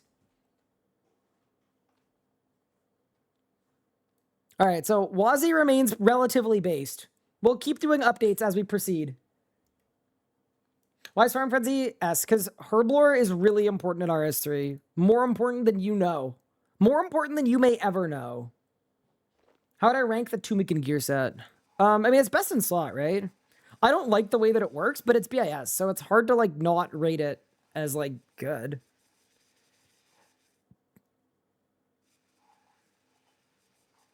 Why is perk A in your opinion? Which one? Why is which one A?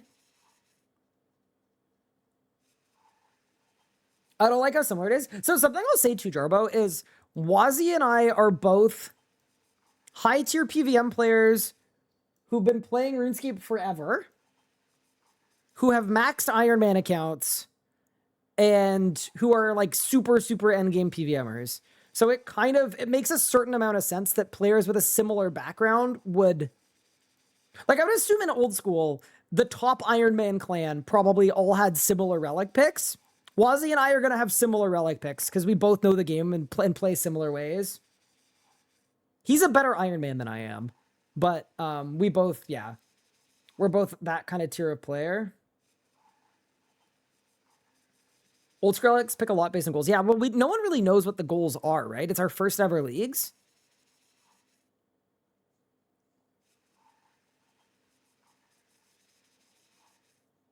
With region locked, it varies a lot. Yeah, that makes a lot of sense too. Yeah, of course, because no, because with no gear locking or no area locking, yeah, everyone is gonna have similar-ish goals. Why did I put this in A tier? Because it's S if there's no accelerated invention, B if there is. But I think most players hate invention, and it's a way to skip the most abrasive skill in the entire game. So to me, like, I just think even if invention relic is the same as the agility relic, but it's for invention, A tier. What is the first thing that drops Torstal Seeds? So it's kind of fun. If you check the wiki for Torstal Seed, You're going to get scared. And then I'm about to give you a piece of forbidden tech. Okay, ready? Drop sources for Torstals. So these are needed for...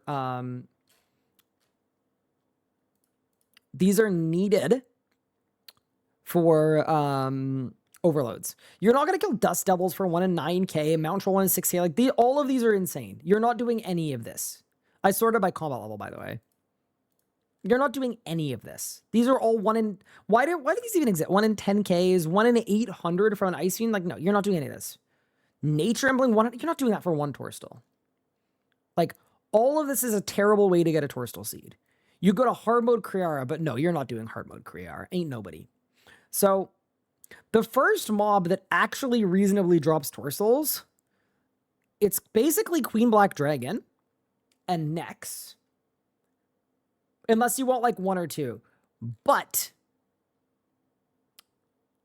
I have a hack for you. Are you guys ready? Actually, I'm going to show you the hack. Get mine from Triskelions? I can do you one better. Let me show you the low-level Torstal hack that Ironmen know. They have this as forbidden deep knowledge in the deepest, darkest recesses of their mind. These are crystal keys. They are obtained fairly commonly from a number of different things. They're also on the rare drop table. So you can automatically get crystal key procs. And then guess what? If you use them on the crystal chest in Prifdinus, you might get some smithing XP, but you will not get Torstals. But if you use them specifically in Taverley, and the best part about this is, Torstals require a ridiculously high farming level to grow. The seeds. All of these monsters drop seeds. You know what you get from this chest? Torstal herbs. 0 level requirements, 0 effort, 0 farming.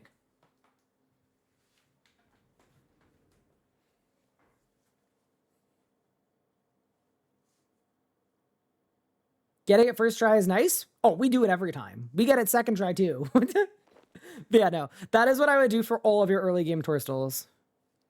Azana, don't look. Azana's not an arc. Azana's cool. Right, Azana? Stop leaking all my methods. Look. I have 20 years of random RuneScape game knowledge that has been just bursting, trying to get out of me. And it's finally time to put it to the test. I'm about to be rank 1. That's the play. As Anna said, nerf crystal chests. Please don't do that. But yeah, so that is what I would do for Torstals. They're not like super common. I think it's like a 1 in 9 or a 1 in 10. But you should be able to get a lot of crystal keys. There's more. And you get 2 each proc as well. So I think you get 1 every like 5 keys or so. Something like that. All of this stuff to the Stone Spirits, like it's actually good early game anyway. So you end up at a pretty good spot. In my opinion, Taverley chest is way, way better than the one in Prif. Even though the one in Prif has, quote, better loot for mains. People sleep on the Taverley one. The other really nice thing about the Taverley chest is, I'll get it in a second here. There's a rune drop. And the rune drop is super nice. If I get it, more Torstals, yeah, see this? Like, we got 8 Torstals already. Just from an invented crystal chests, or crystal seeds. It's sick. Okay, please give me the rune drop. Please! Okay, unlucky. Unlucky, I didn't get it. But yeah, there's a drop that gives you like 100 of each of the low-level runes. It's just really convenient. I honestly didn't know the Taverley one existed. Yeah, there's a lot of hidden tech in this game. And some of it is good. Overall, the Prif chest is better for irons. Early game Taverley is like S tier. Later on, yeah, like once you're at the end game, it kind of doesn't matter. You do whatever you want. Can we ban mod Azana? So unfortunately, when you ban a user, they can still watch the stream. So if we ban Azana, Azana can still watch the stream, which I don't think is the most helpful for us.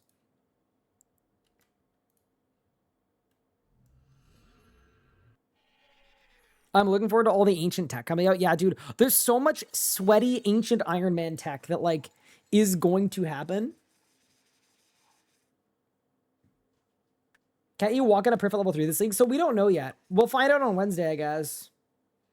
Call in some Twitch contacts, yeah. Put a hit out on Azana.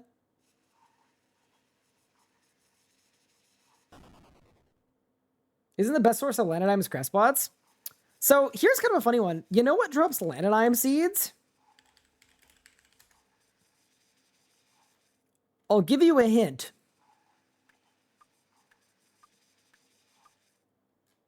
The Taverly crystal chest. How goated is that? Man, I wonder how to get Lanodyme seeds. The same place you get Torstols. It's clean, chat. It's clean. She's clean. The Big Bear? Wait, who's the Big Bear?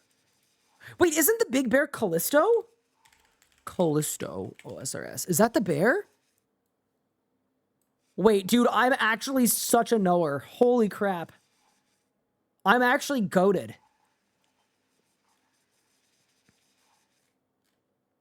Wait, this bear? Were you talking about Helwer? Wait, Helwer's not a bear. Is... Wait, Helwer's not... Helwer can't be a bear, right? No, that's not a bear. That's a wolf, right? She's like a slightly thick bear? No, slightly thick wolf. That's a fox? I mean, technically Helwer is a hun elf. But what is a hun elf? Hun... It doesn't even... Leader of the Cywer Hunters. Hunlef. The Hunlef was an ancient creature only mentioned in the ancient Tardian journal that frightened the elves of Tardiad. The Cywer clan tried to keep it away from the Great Flame. For the Great Flame is every time I start streaming when Gupard shows up. But when the Crewis clans dropped supply logs, it eventually went out. Skillage? Skillage? Bro's name was Skillage.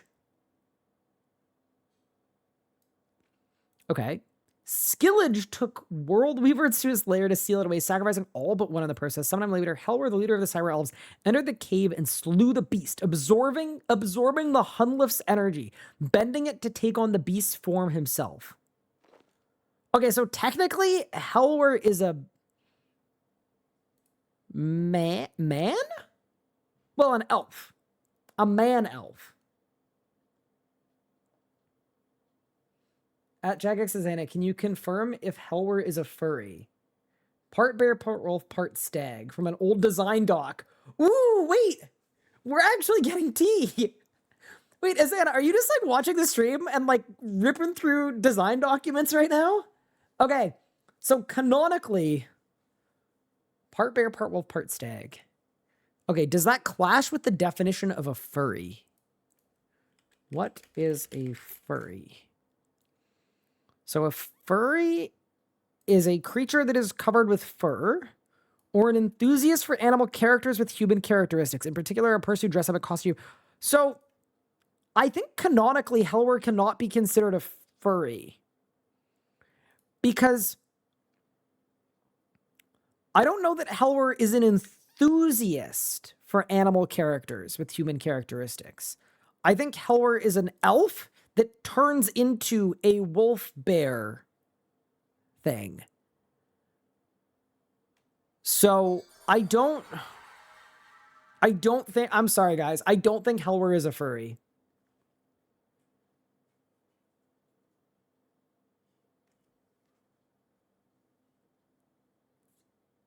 Does it mean that your character is a furry because of the Eagle's Peak quest?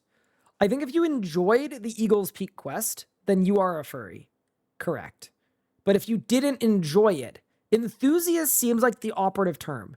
As an example for me, I disliked the Eagle's Peak quest, which means I am not a furry. I think. That seems fair, right? Aren't shapeshifters inherently furries? What if you're like a utilitarian shapeshifter? Like, what if the elf shapeshifts into the wolf, not because he likes being a wolf, but because he's being attacked and he needs to fend off the attackers? Do you know what I mean? Because that's basically what Helwer does. So to me, Helwer is not a furry unless you can confirm that he enjoys shapeshifting. Do I need to be the arbiter? Nope. I don't think Helwer can be a furry. That's it. I don't think it's really up for debate. Does that mean werewolves are furries? I think decidedly not. Because, well, werewolves generally don't choose to transform or enjoy the transformation of it. So I actually don't think I think a werewolf might be the furthest thing from a furry. I would presume.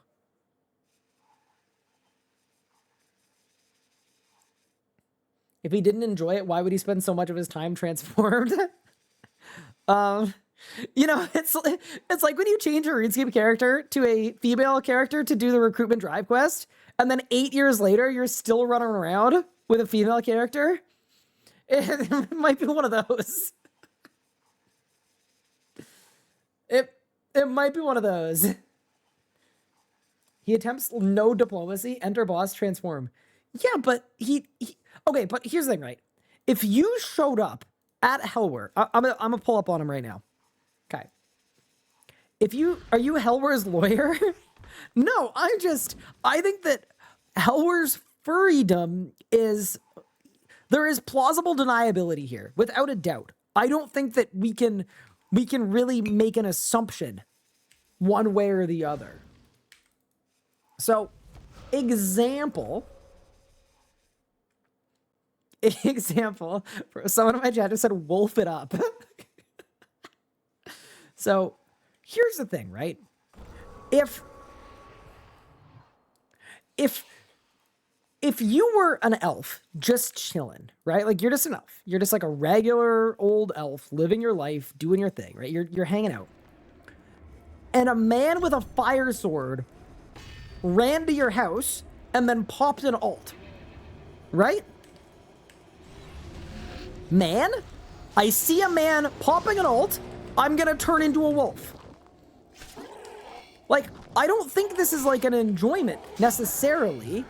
To me, bro is trying not to die. Do you know what I mean? And he doesn't say anything to indicate that he's having fun. He says, you can't escape me, arg. And arg is a word that, like, arg is like negative. Arg is like, I'm in pain. You know? He wouldn't be arguing if he was having fun. He's arguing.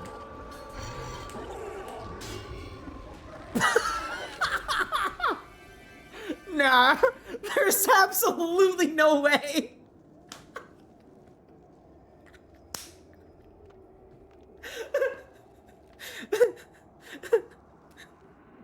Bro, every Iron Man in chat is about to send an envelope full of bees to my house. Man, this game is pretty easy. 22 mil.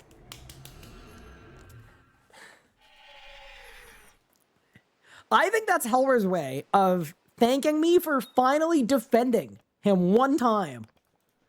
Yeah, 21 mil in the bank. Come on down. Helwer awards his truest followers. Correct. Exactly. Yopex, thank you so much for the 1100 bits, by the way. I appreciate it. You denied his identity and stole his property. No. Well, maybe. He heard you were defending him in furry court. Yeah, okay. So I think that's Helwer sorted. Can we do Omid next?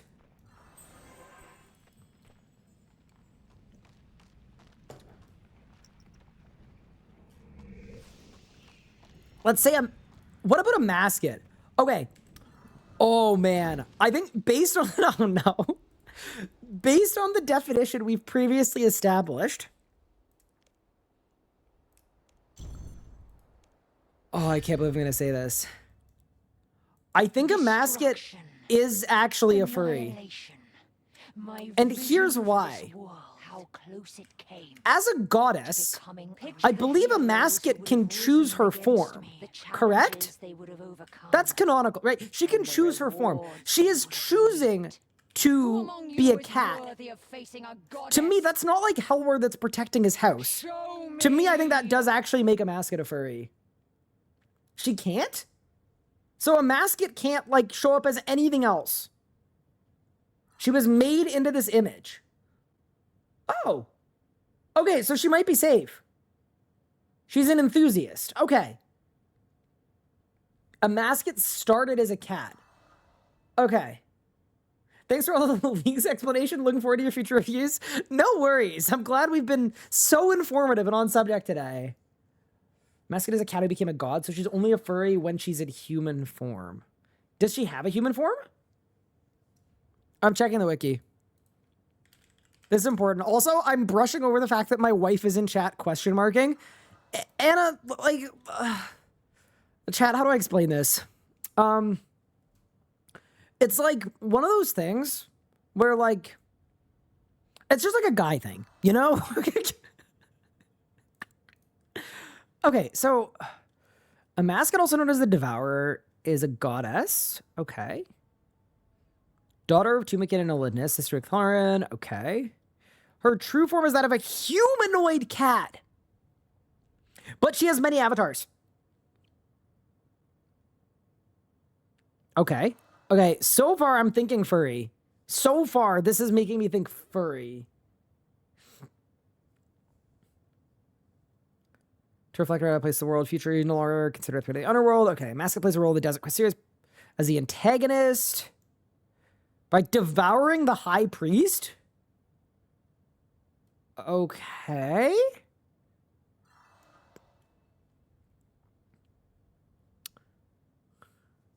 So, disguise. Amidst the instability persisting in the created region, a mascot found a new opportunity to further her ambitions, disguising herself as a mortal.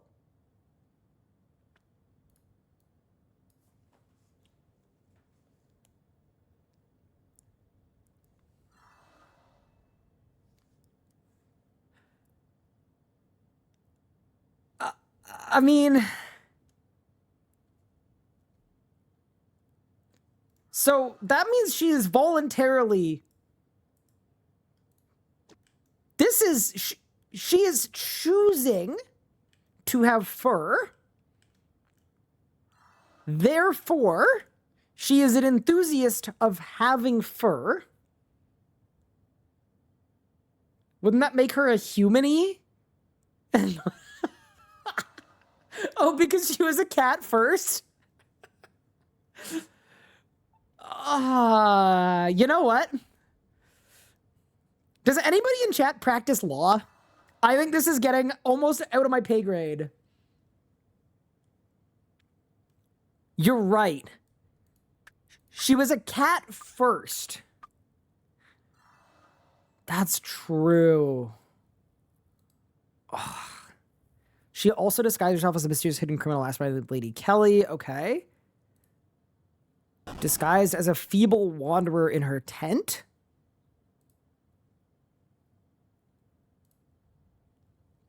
Okay, what if I do Control F for form?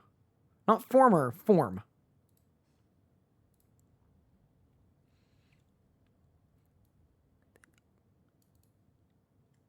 Okay, no.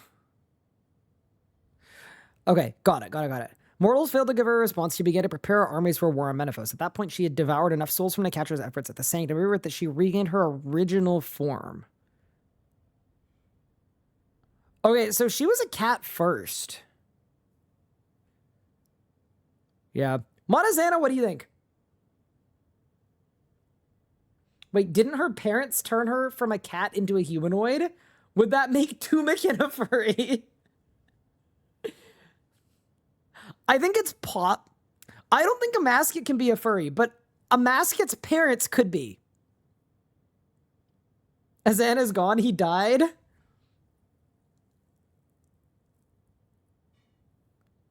Okay. Tumikin. Okay. Hold. I actually think you're onto something. That might be... Okay, so ascended by Tumikin and Elidness. Okay, we knew that. The daughter of Tumikin. Okay, that was known. Okay. Tumikin sent her and Icthar to rule the underworld's punishment. Mascot saw it as a rejection. Okay, that's fine. Ryan, can you make a furry tier list? We don't even have a single furry, so I don't think we can. There's literally not one so far. Wait, chat. I'm scared to say this. Is a fleshy? Is that a real word? Because I thought it was a joke word, but a lot of people have said it in chat. And now I'm worried that it's a... I'm Googling it.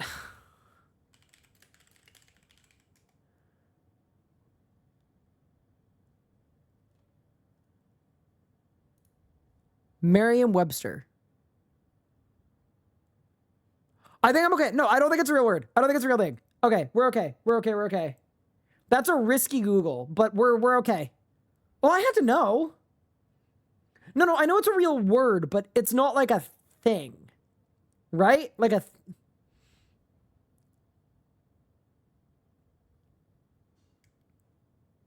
I think we're okay. Okay, sorry. Let's continue. Okay. Okay, Amasket gave up on her divine power gifted by her father.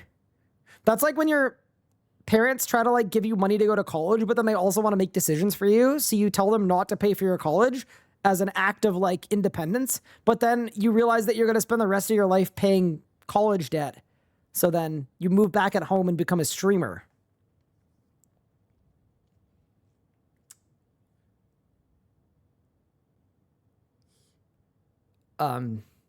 Sorry, where were we? Okay. Shadow Friday says purpose. Oof. Okay. Urban Dictionary has okay. Urban Dictionary has a lot of stuff.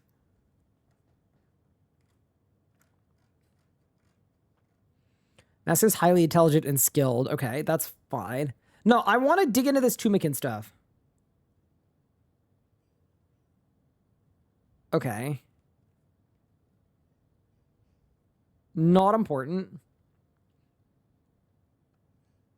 They decided to infuse a part of their divinity into animals. Masket was a young kitten who frequently raided their stores to satiate her hunger. She would frequently interrupt his counsel, constantly yowling. Okay, okay, so they made Amasket a god from a cat.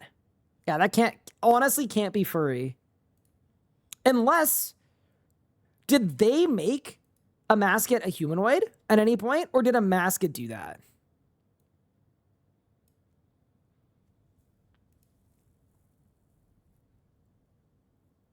McLaren speculated that Amasket specifically relinquished the aspect of divinity inherited for her father, thereby reducing her burden. Okay. Betrayal significant due to the Tumikin's decision to sacrifice himself, driving out the Sorosian invaders. Just following Tumikin's sacrifice, Amasket's delusion been intensified.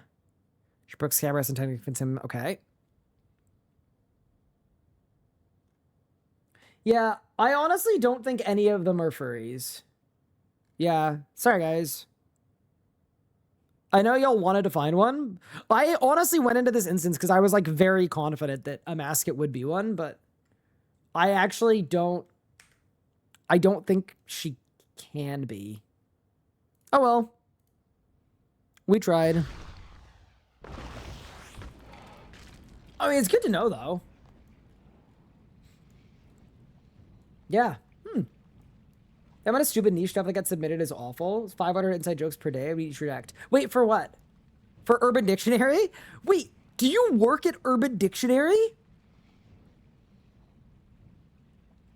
No. Wait, chat, is John Urban Dictionary in chat right now?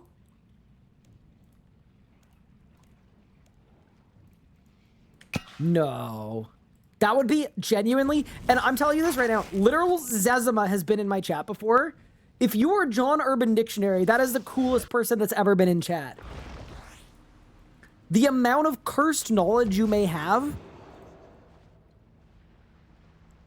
You volunteered for Urban Dictionary for 8 years. Okay, what kind of things did you do? Wait, you volunteered for 8 years?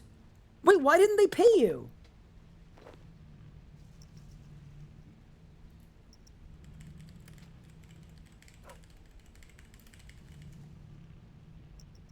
For the love of the game? I have an Urban Dictionary entry for you. It's exploited. The act of being exploited at work.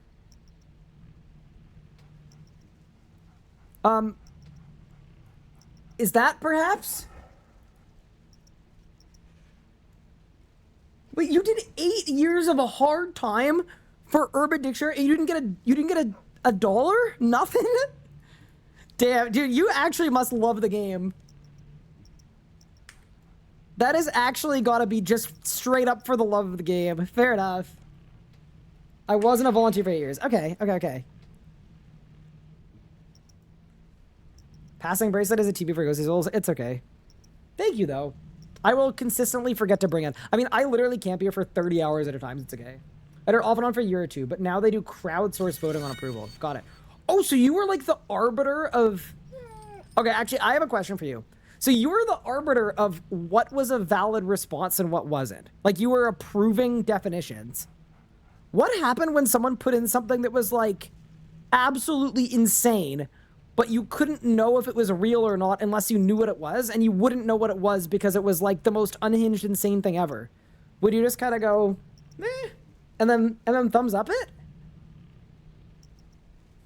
They don't pay you? Asks the man who just put together an official new player guide for free. Hey, I will say, I've done a lot for the love of the game. That's allowed. One of the things we generally rejected was inside jokes. Okay, so you were actually like the arbiter of Urban Dictionary justice. That's kind of fun. Yeah, that's actually really cool. Nice. Man, people in chat have done so many cool things. Like, that's such a cool side quest. And you can always say that you did that. Is this a furry?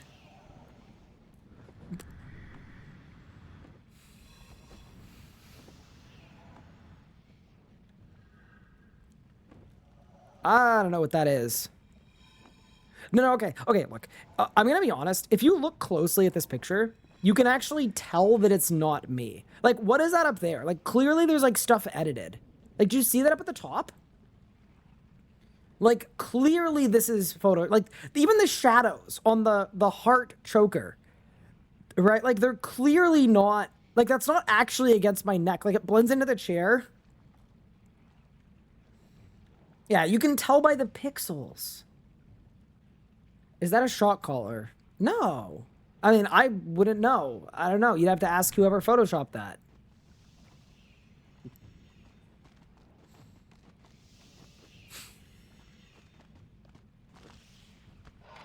Ooh.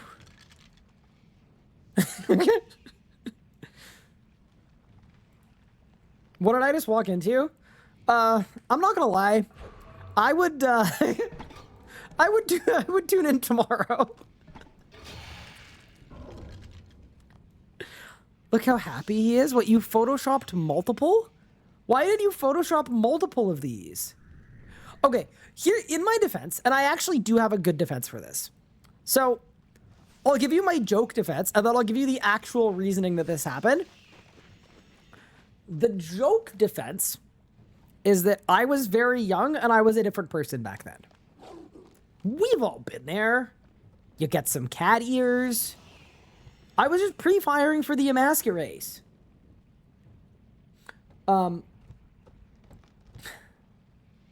If only there was video proof. There's no video proof. Wait, what is this clip? Who's cuter, me or the cat? Ah! Why do you have that? 65 views? Why do you have this?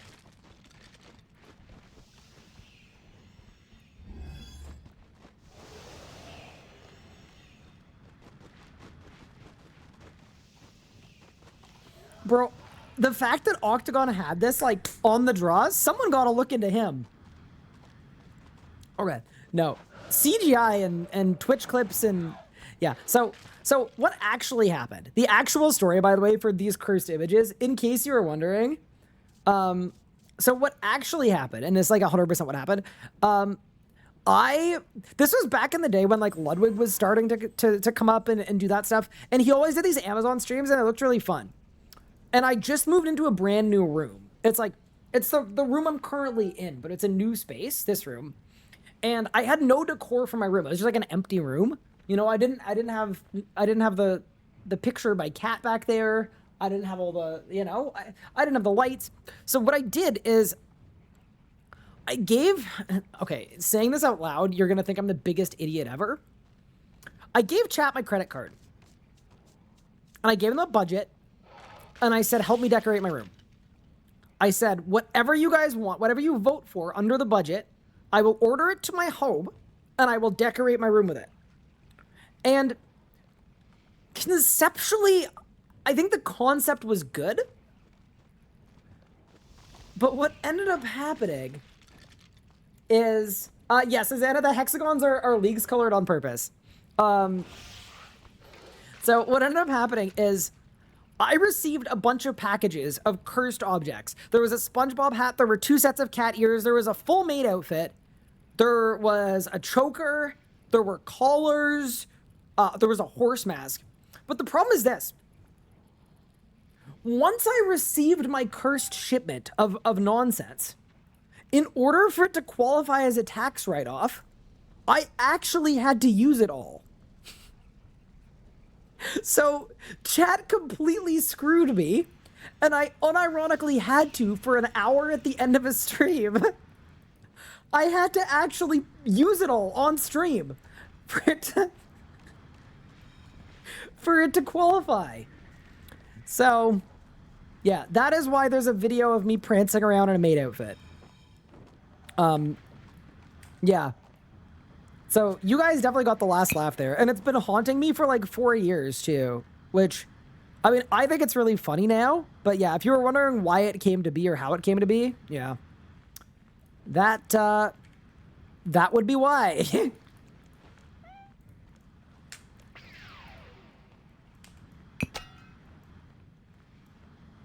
But yeah, anyway, that's what happened with that. There was nothing nefarious going on. It just kind of happened like that. It just felt like the right thing to do. But yeah. Does anyone else have any other leagues questions, by the way? Any leagues questions? Any leagues thoughts? I think we're pretty planned out. Like, I think we're kind of just at the point where we're waiting for more info. That's sort of where I'm at for right now anyway. Like, I just think we need a little more info before we can say more.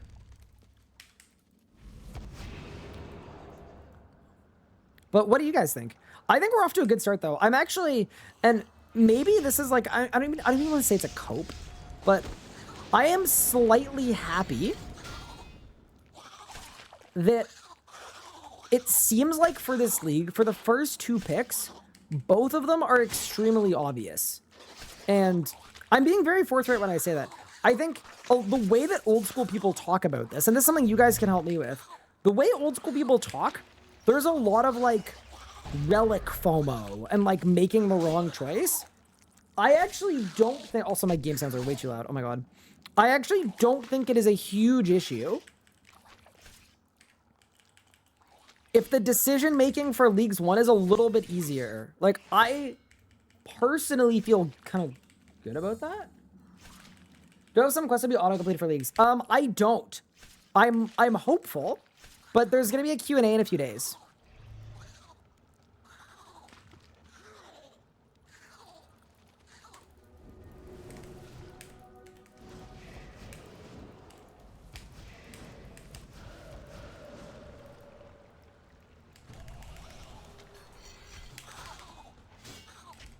Oops. Is there a good way to train agility? Do you know anything about Catcher Bug where you see squares of the floor instead of save pictures? No. I don't know anything about that. Oh, no. If you want to, though,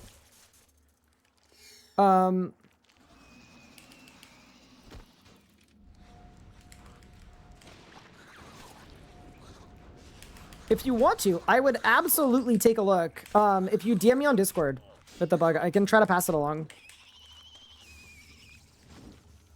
Why am I doing racks with an Iban staff? That seems not very smart. I think farming's better than agility if there's 200 XP tasks. I think, okay, here's my thoughts on that. I think if you're going for 200 mil all, your pathway might be a little bit different from the average player. So, while I agree that if you're going for 200 mil all, skipping 200 mil agility would be good, but do you think there's going to be a task for getting 200 mil in every skill? Because that sounds like, to me, that sounds kind of intense. Do you have any other PM teaching streams like the other one lined up? How big is my main monitor? 28 inches. What are my predictions on how popular League's engagement will be after 1 week or 1 month? I have no idea. Hopefully big. That'd make me very happy. I don't have any currently planned PVM teaching streams as of right now. Yeah, this was the SpongeBob hat that you guys bought me. Yeah, see, I had to wear it in a video so that it would be a tax write-off. Yeah, y'all got me good with this one, man. It's massive. Yeah, it was huge. Yeah, what's your prediction on how popular League is going to be? Do I still have it? It's somewhere. It might be in my basement. I'm not a big, like, thrower out of things, but that does seem like a reasonable, like, I'm not going to need that again. Would I be interested in hosting a mass night event for me in the future? I've got 2598s, been holding this for many years. Time to knock them out. Ooh, that's interesting. Yeah, if you did a maxing party, I'd be down to come. It always, like, it depends what I'm doing on the day, right? If you catch me at a good time, you message me the day before and are like, hey, Ryan, what are you doing tomorrow at this time? I can usually show up, but it does depend. If you message me on the day a boss comes out or whatnot, it makes it a little harder, but...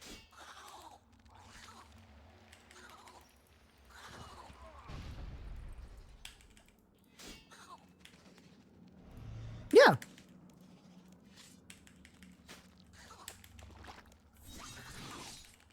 I hope there's enough worlds for it. Yeah, I mean, hopefully everything is so giga buffed that it doesn't really matter if PVMing is a little sketchy.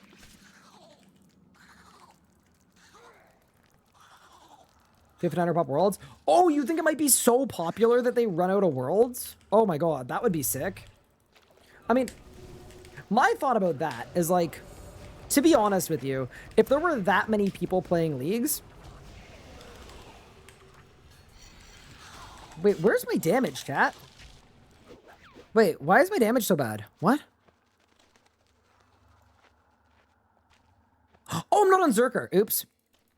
Figured it out. Sorry, I'm literally on the wrong aura. I was about to say, why is my damage just terrible? This should be skipping, like, way, way cleaner. Got it. Yeah, I would assume, and I could be totally wrong about this, obviously, but...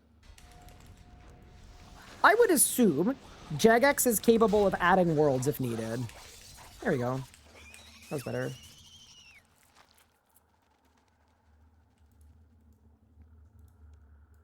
Yeah, I just thought I'd bang out a quick Reaper. Do I know if they're going to remake our interfaces? So RuneScape has interface sharing. So I'd presume you could just import your interface and you'll be good. I see there are a bunch of Leagues worlds being spun up. They're all maxed out. Then we are having a good problem to solve. Sick. I don't say, well, RuneScape players can't just learn to love the game. Who cares what version you play? I personally like both. Based. I mean, okay, I will say based, but I will also say some of the bad press that RS3 gets. Like, first off, I'm very excited to dispel a lot of the talk about how this game is bad with Leagues, because I think a lot of the people that hate on RS3 every day are going to hate on it until their favorite streamer plays it one time. And then all of a sudden it's going to be like, wow, RuneScape 3 is so cool. I had no idea. It's like, bro, you just spent 8 years dedicatedly hating on it. So I think that's a component. Also, oh my god, my wife just got the Rax pet. What a demon. Yes, my wife is currently killing a Raxor on RuneScape. Also, I will die on this hill. RS3's Raxor, infinitely better than Old School's one. I hate to say it. I don't hate to say it, it's true. But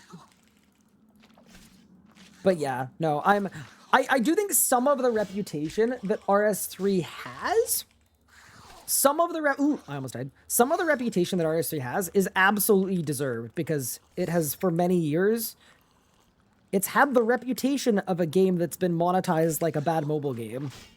And does anyone want to harbor a guess as to why it has that reputation? It might be because it's been monetized like a bad mobile game. Okay.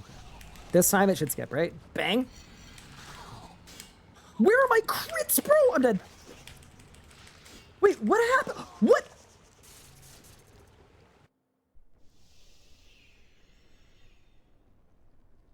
Wait, I didn't crit once. Wait, in the whole rot? Wait, sorry. I've got a Calgarian Demon to go demon mode. I have an Overload. I've got a Grim. I'm wearing a Reaver ring. What? Bro, my crit chance is like 60%, and I missed 5 crits in a row. Unbelievable. Was my Grim off? No, I think it was on.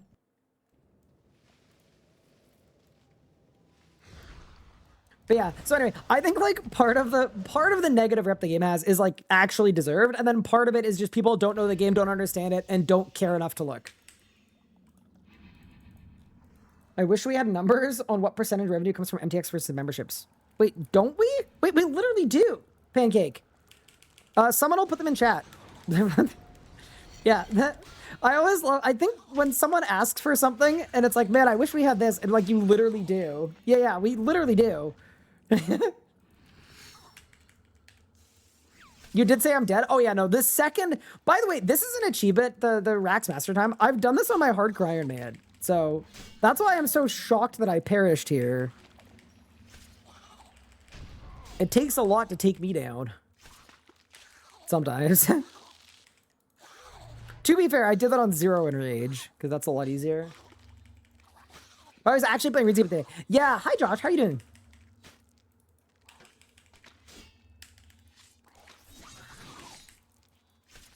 Ow. Oh, dude. That's not like Monkey's Paw of being able to deal a ton of damage, is you also just take a ridiculous amount of damage at all times.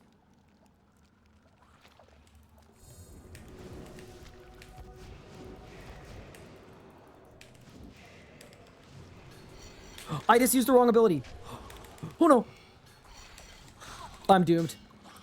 Skip, please. What did I even use? Oh, I hurricane. Wait, I pulverized. Okay, bro. Oh, I don't have any dummies. Oh no. Okay, this is in the bin. I also, do I have Vol Bombs? I do, but they're not keybound. Okay, no, this is fine. We're gonna be fine, chat.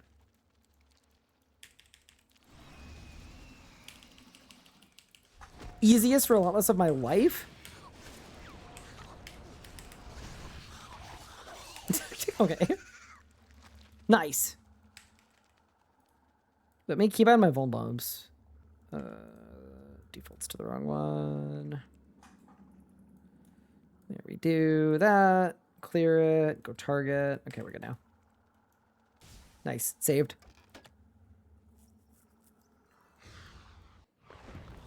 Was doing access site for the achievement. Couldn't get 142. Do you know any tips? I know there's an irony to me saying that right after like dying repeatedly, but now that I have fixed all the issues in my setup, I should be getting like consistent 137s or 136s.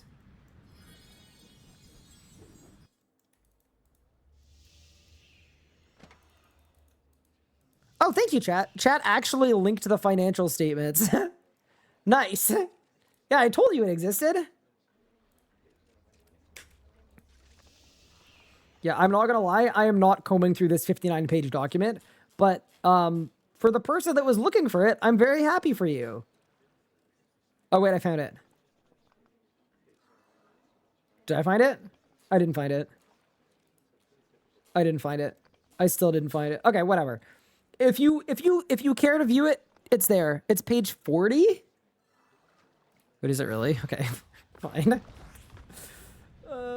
Okay, page 40. Nice. RuneScape in 2023 made 28 million big ones on MTX and 112 big ones on membership. That's across both games. And then 2024 MTX revenue dropped by about 5 million. It went up by about 5 million memberships.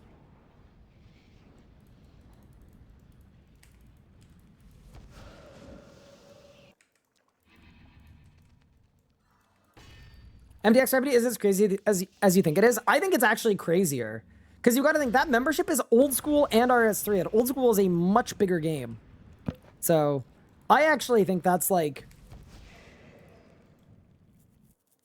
Oh, damn, they're being super transparent. I think they have to. I don't think this, I mean, I could be wrong. Maybe financial statements are voluntary, but I feel like if they were voluntary, we wouldn't have them. Did I play OSRS at all? So, here's my thing about old school. I think the game sucks. No, I'm kidding. When I played old school the day it came out, and I think it's a cool game. The reason why I don't actively play old school is just because, like, RS3 is my main game. It's been my main game forever. My community's here. But I think old school is a genuinely good game, and I do think I would unironically enjoy it. So, my whole thing with old school is I'm sure I would love to play it at some point as, like, a mini arc. But I wouldn't want to play it as anything more than a mini arc. So, I would want to log in, I would want to get an Inferno Cape and get a Quiver, and then I would want to quit. So, if I was being smart, tactically speaking, what I should be doing is I should have like an alt and like kill the crab boss or something just to get stats up so that I could do that whenever I want to, but it's just not like high on my to-do list, to be entirely honest. Where are my crits, bro? Wait, I don't understand. I'm Zerker or I'm Calged. My Grimoire is on. What? I'm confused. Okay, I mean, it doesn't really matter ultimately, but yeah. Yeah, so at some point I'd love to play old school. I have no ill will towards the game. My main thing about old school is I would not want to switch off of RS3. Mostly because I know my community would feel not great about that. And I actually really respect that. You got to think from the perspective of an RS3 creator, right? Or an RS3 player. I grew up watching all of my favorite creators leave games, and it felt terrible. And like, as a kid, it genuinely made me feel really, really sad. And now, I know most of us are pushing 30 now, or pushing 40, but I wouldn't want to do that to somebody else who really liked my content and enjoyed it and liked my RuneScape content. So what I've been telling people is I'm never going anywhere. But in truth, if the RS3 creator space was in a good spot, I would be open to, like, trying out old school for a little bit. As an old school player, I think RS3 is better. Clip it, ship it. Chat, get the screenshot out. It finally happened.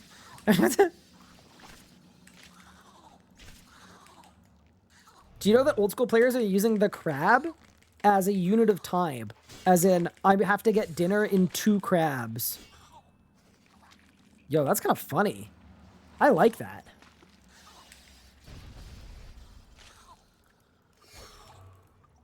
Okay, chat, but what if RS3 got a crab boss?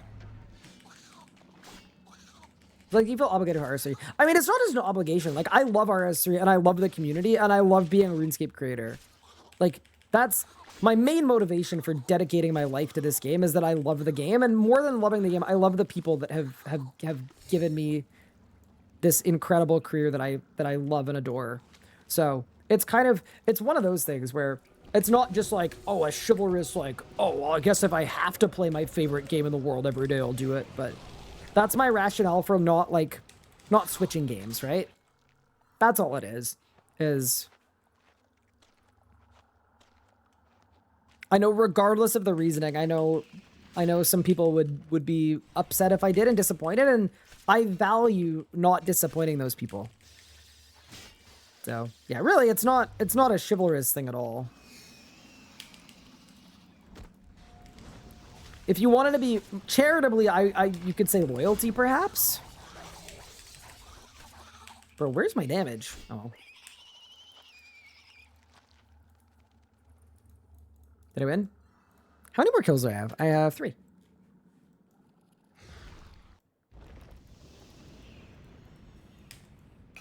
How come you're at Rax?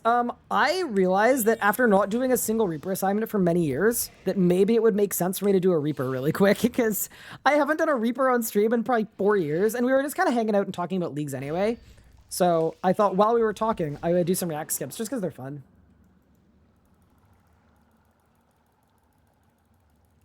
Copying things from OSRS, ignore all the stuff we've taken. Like Nex and Araxor, yup. I rezzed.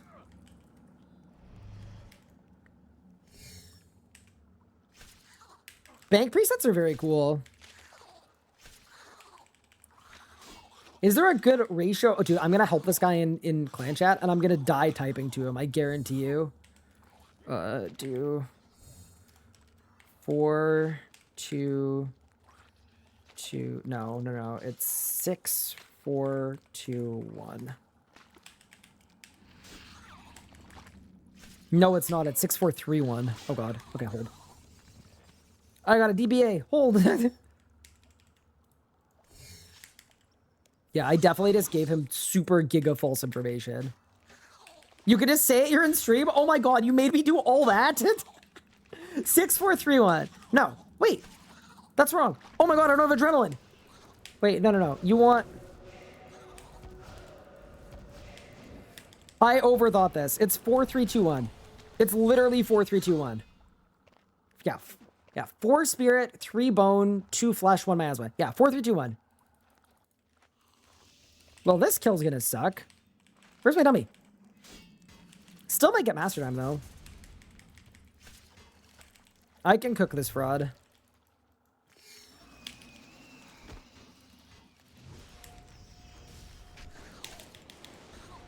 I can't cook this fraud. Claws! That's fine. It was close. Do I ever recruit for my clan? So my clan is at 500 users, and my main issue with my clan is I don't need to recruit for it. What I need to do is I need to do the purge. I think I probably have 150 to 200 inactives. But the general rule for my clan is anyone is welcome to join. I don't care if you're a good RuneScape player. I don't care if you're a veteran RuneScape player. I don't care if you're an Iron Man. I don't care if you're short or you're tall. You can join. Well, it takes time for RSC. They name change most of it, so loyalists don't throw a fit. I mean, y'all have literal Araxor.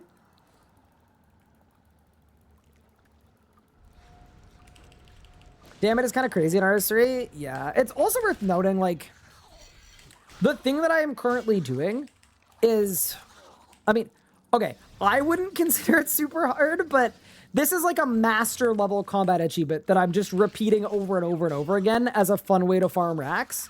Because it's one of my favorite speed kills in the game, because you just nuke a whole phase of the boss. But this is not like... This is not what, like, a normal Rax kill looks like. Like, I'm skipping an entire phase of the boss fight.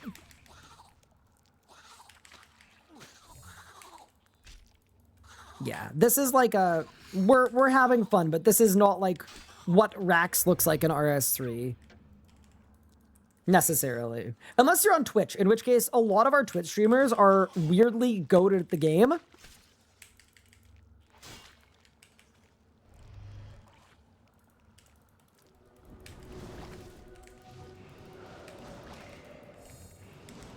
Oh no, I went the wrong way. No! It's okay. Bang! Where are my crits? What the hell? Dude, okay, something is... I'm actually wondering if there's like a bug or something. My crits are really inconsistent. Did they change something? No, they can't have. There'd be riots on Reddit if they changed stuff.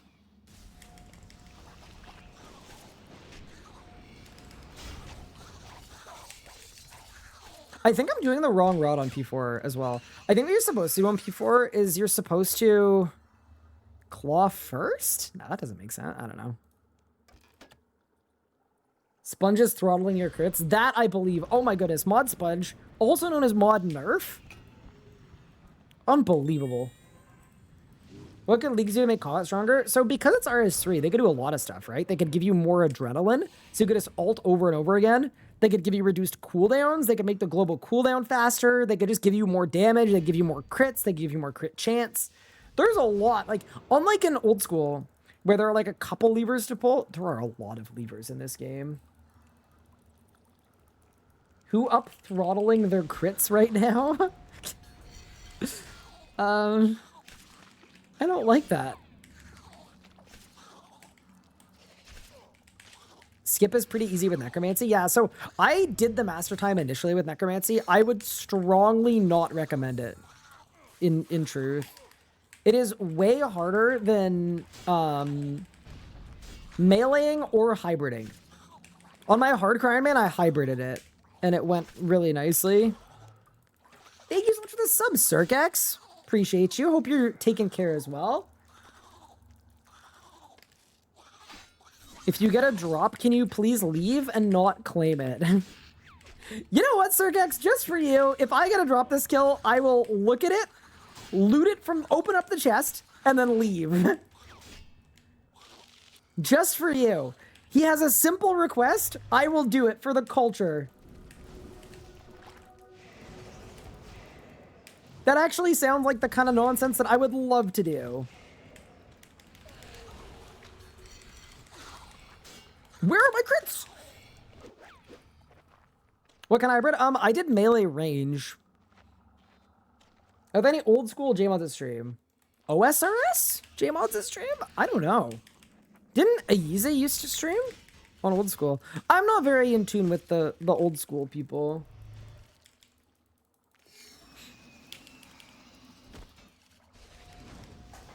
Oh my god, not to leak anything, but I helped an RS3 JMod set up their OBS for the first time earlier today. So there might be an imposter among... Watch me get a drop and have to destroy it.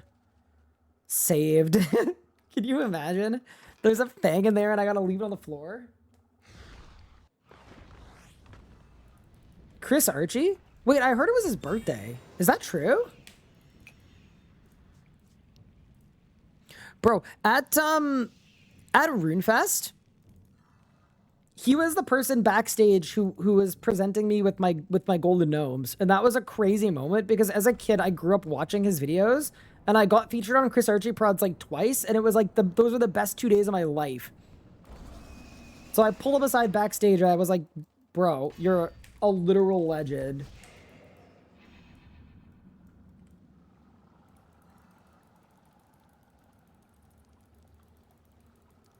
All right, Cirgex, I'm gonna do it again. If I gotta drop this kill, I'll destroy it. I don't know why. I'm feeling unlucky.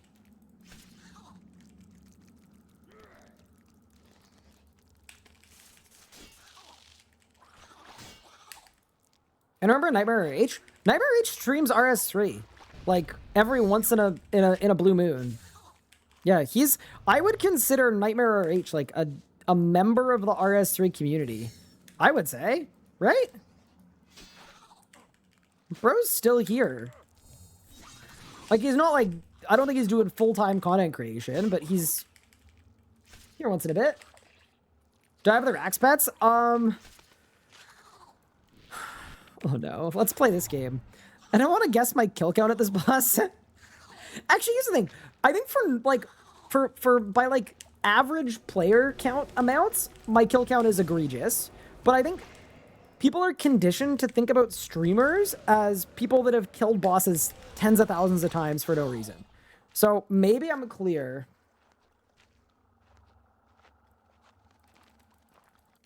I will check though. Here, first we gotta get the kill though. Yeah, this used to be my boss with the highest kill count back in like 20. Oh no. Oh, I actually just bungled it. It's so doomed. I still got the master eye. All right, what do you offer, boss? Oh, my Grimoire wasn't on. Oh, I'm an idiot. 3, 2, 1, go. I didn't get anything. All right.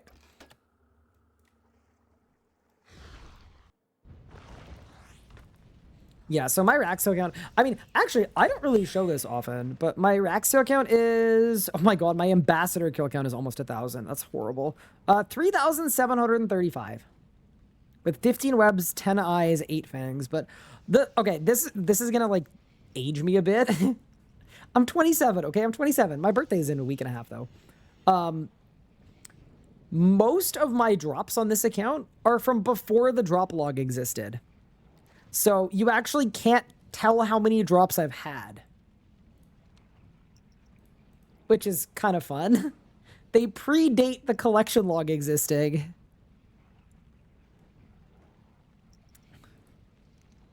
Okay, Grandpa, let's get you back to bed. Hi, Dan. Thank you so much for the 4 months. I really appreciate it. I did so much Rax pre-drop log as well. Kinda, yeah. All of those bosses from that era.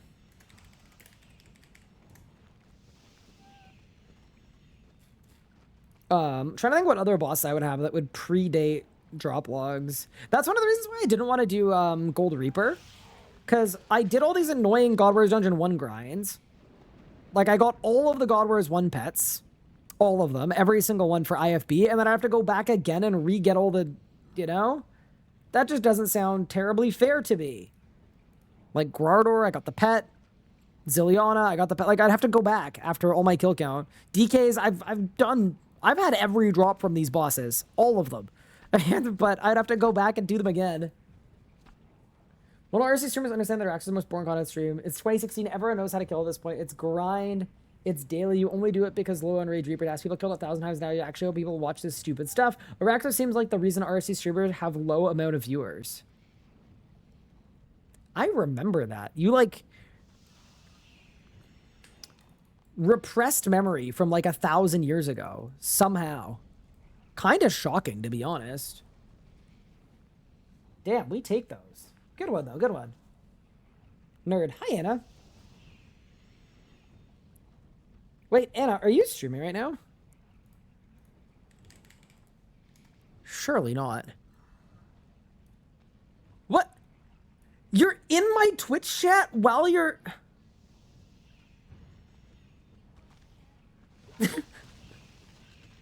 Brother.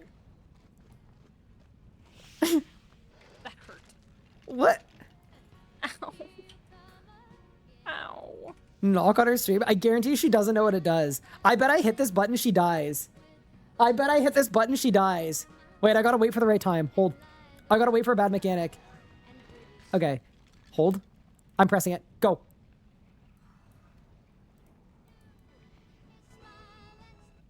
I don't want to get a DMCA. Hold.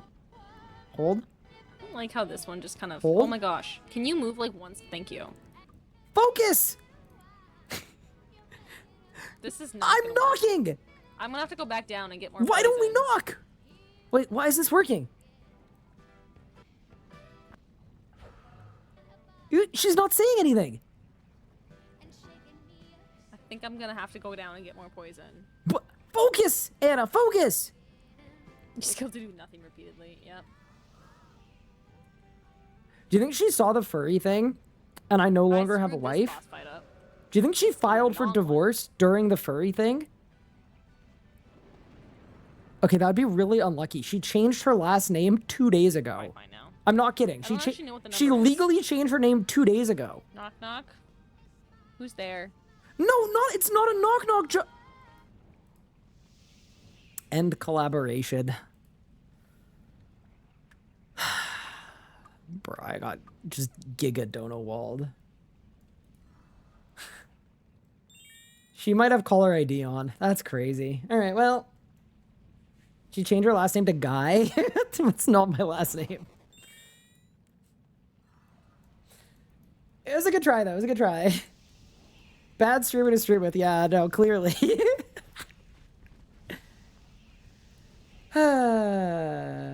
End collab is a diabolical way to say you got divorced. Yeah, chat, if we ever get a divorce, not that we ever would, but that would be how I would just tweet out the end collaboration.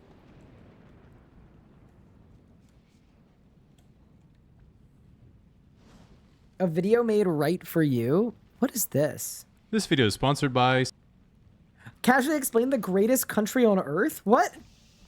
Saley. What do you mean? Canada is the second largest country in the world by landmass, Okay, and this is despite true. having Wait. only 40 million people, it has a massively outsized global impact. Yes. Firstly, our flag is objectively the best humanity has come up with so far, Wait, he's and the spinning. only one that rivals us is when Japan powers up for 2 episodes and then sends their navy to commit war crimes.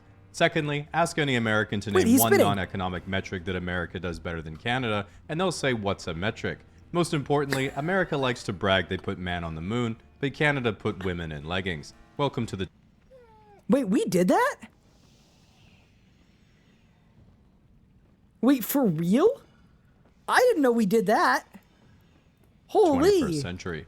Now, even though Canada is known as the Great White North, if you look at the demographics of Vancouver, I'm in fact a minority. Despite my oppression, I live in harmony with other people, and Canada is a melting pot of cultures. From the west coast to the east coast, you have an enormous diversity of people. To illustrate the point, here we have the newlywed and nearly dead, then we have gays and Asians, then it goes Timu, Texas, Earth is flat, definitely flat, milk in a bag, gays, lobsters, potatoes, leprechauns.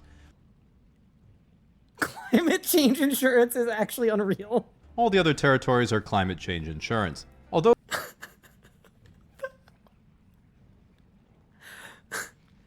When did this come out? How have I not seen this? I also, by the way, I'm literally from Milk in a Bag. Just so you guys know.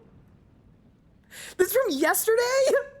Oh my god. lobsters, potatoes, leprechauns. This is so topical. All the other territories are climate change insurance. This climate change insurance is funny. Although it has a lot of similarities, Canadian culture is distinctly different from the US. As That's an true. example, Canada doesn't have the NFL, NBA, or Wait, what about the Toronto Raptors and the Toronto Blue Jays? MLB. We just have the NHL, which stands for No Houses Left. I feel like this is only funny if you're Canadian, but yeah, we're in like a very serious housing crisis. The average Canadian my age has completely given up on the idea of ever owning a home, and now young people have started spending more money because there's so much futility in the idea of ever being able to have a home. The average house price in the city I live is over $1 million. Not like just little baby house. While we've tried nothing to solve this, we're all out of ideas. Because us cool Canadians on the west coast who have pine trees and somewhat acceptable weather don't relate so much to everyone in the lame eastern provinces who have maple trees and funny accents, the Pacific Northwest has previously thrown around the idea of creating our own independent sovereign territory called Cascadia, which would mostly include British Columbia, Washington, and Oregon. The idea came about when we asked ourselves if an economy could be sustained purely by fishermen, lumberjacks, and pride parades. And while haters say that men shouldn't be in women's sports, no other country is ever beating us at Olympic drag. Sometimes English-speaking Canadians get a little sad because we don't have much in our culture that is distinctly Canadian and not influenced by the United States. But that's exactly we the have a beauty couple of it. things. One of the best parts of being Canadian is traveling abroad, and when someone asks you, "So where in the United States are you from?" you get to experience the joy and relief on their face when you say you're from Canada. The I'm not gonna lie, that does happen a bit. fact of the matter is that Canadian and American culture are deeply intertwined. You might be European and think, "You not Americans are all the same. You think life is only about working See, as a Canadian that's married to an American, this is... and making more money so you can consume more. Over here, we know what truly matters in life. €2 wine, 3 girlfriends, 1 passport." Easy to say when you have time off to protest for more time off, but this jab doesn't faze us Canadians. Americans work long hours, complain a lot, and make a lot of money, whereas Canadians work long hours. Similar. Do you guys see the sad face on the Canada flag? Similarly, the moment a Canadian goes to Europe and is like, "Wait, everything's closed from 2 p.m. to 7 p.m. and every Sunday? Every street is one way? Why does it look like they just tacked on traffic lights to 300-year-old cobblestone roads? Where's the street parking? This is Quebec. Where are the highway systems to connect is us just to Quebec. Costco?" We then suddenly become aware there isn't a single IHOP, Tim Hortons, Denny's, or 24/7 drive-thru literally anywhere, and we realize this isn't work-life balance. This is some bullshit, and we stand with the Americans as our own brethren who especially do not tolerate being hungry under any Wait, I circumstance. love being in Europe. When you ask someone I to think disagree of with that things that one. are for real Canadian and not American at all, Okay, they're gonna say poutine. They're gonna say beaver tails. Now, the US have mosquitoes. I think that's it. I think. Surely those are the two. there are only a few things that come to mind. Beavers, moose, Oh no. You one-ticked me. hockey, poutine, Rush, Poutine. Nanaland, The Big Comfy Couch, Terrence and Phillip, Little Bear, Franklin, This Cancer Patient, Both Ryans and Nelly Furtado, Nathan Fielder, the Trailer Park Boys, the Scourge of the Earth, and of course maple syrup. But what truly defines Canadian culture is how we measure things, as we're not just bilingual in both imperial and metric, but we also just make up measurements as we go along. People and objects are weighed in pounds, but not food. We measure that in grams and milliliters. We measure alcohol in mils and liters. Bro, you know what messed my head up? When I was in the UK for the Amascot World First Race, and they do their distance in miles. Y'all have no excuse. What do you mean? You're doing your distance in miles. I don't understand.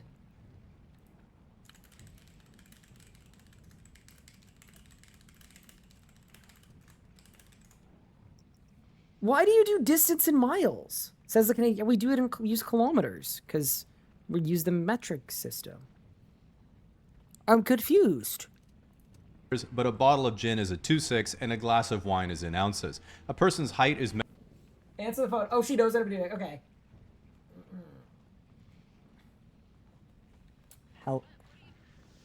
Hello? What am I doing? Definitely not anything about furries. What are you doing? Furries. Yeah, not furries. Questioning my life choices. Like one specific choice, or Potentially. okay. And if we were to narrow in on which choice that is that you were questioning, what category would you put it in? Opening your stream. Opening your stream. But why are we talking about furries? I was like ready to take my Is this ring the off. Helwer thing? Are you wearing it? Right now I am.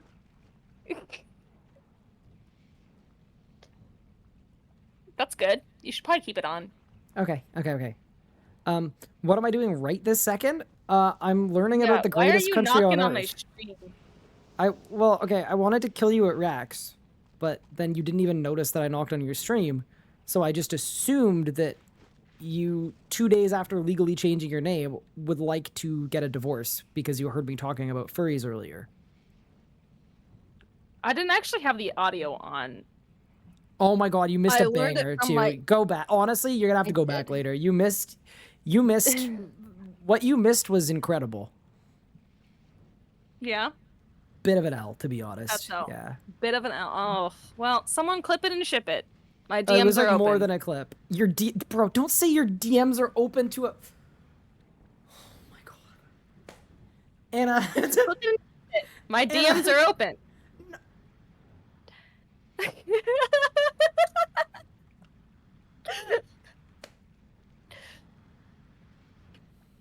I think I broke him. Are you okay?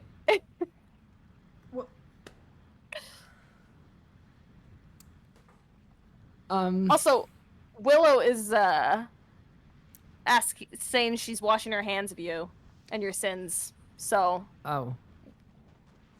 what did Willow do? What do you mean am I okay? Anna, you just do you know what my demographics are? I'm gonna pull them up right now for you. I'm gonna pull them up right now. Hold. Anna.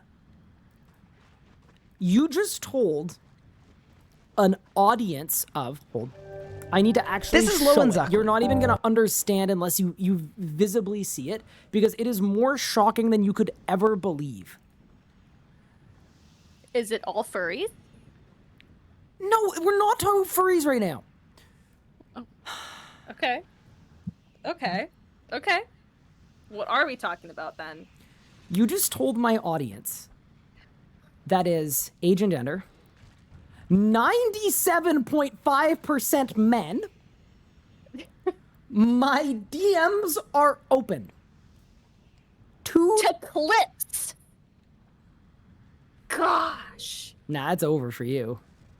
Your DMs might be ruined forever, and that is on you. That is your doing. You did this. Also, apparently your DMs are not open. People have tried to message you, and they're saying that their messages were denied. So you might want to work on that. That sounds like a personal problem. Well, I don't think it's a personal. Like, I'm just. You did say they were like. For Now them. that you've said that they were open, I feel like it would be rude to not open I'm them. not opening my DMs to random people. Well, they're not Maybe. random people. They're Maybe part of my cohort. They're compatriots. Cohort. Yeah, they're members of chat. Right, chat? Member of chat. Maybe I should be a little more specific. Also, the Squid. person that DM'd you has literally met you before, by the way. like in person. You have had Wait, conversations. Oh, Anna. Was it RuneFest or TwitchCon? TwitchCon. I don't remember TwitchCon.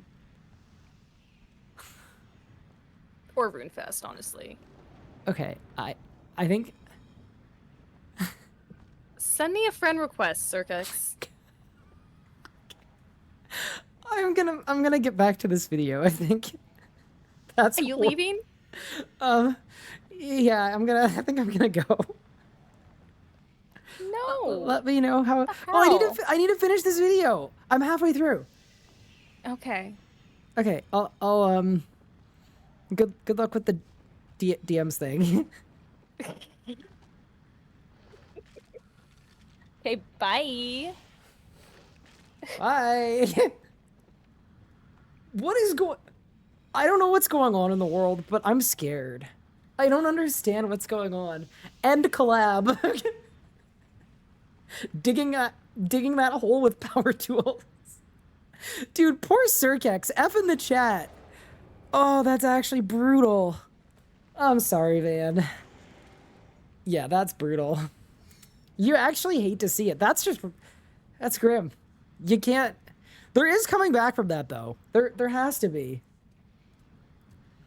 Can I introduce you to a helpful chart of English length? Bro, what has today's stream been? English what? So 20 twips is a point, 6 points is a line, 12 lines is an inch? 1 line is a poppy seed, which is 4 barley corns, which is 3 inches, which is 2 sticks, which is 2 hands, which is 3 feet, which is 2 shaftments?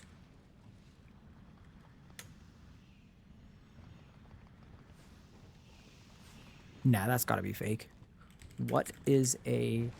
Bro, my autocorrect filled into what is a fleshy. I hate you guys. What is a shaftment? Unit of measure. A shaftment is an ancient unit of length traditionally equivalent to 6 inches. So 2 feet is a shaftment. Nah, y'all from a made-up country that... No, also, just a quick correction here. In no universe is a shaftment 3 cubits, which is equivalent to 11 rods.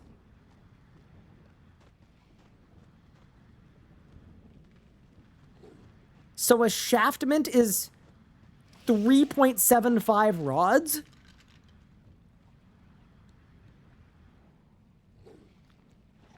What is Gunter's chain? Who's Gunter? And why is he less iced out than Ramsden?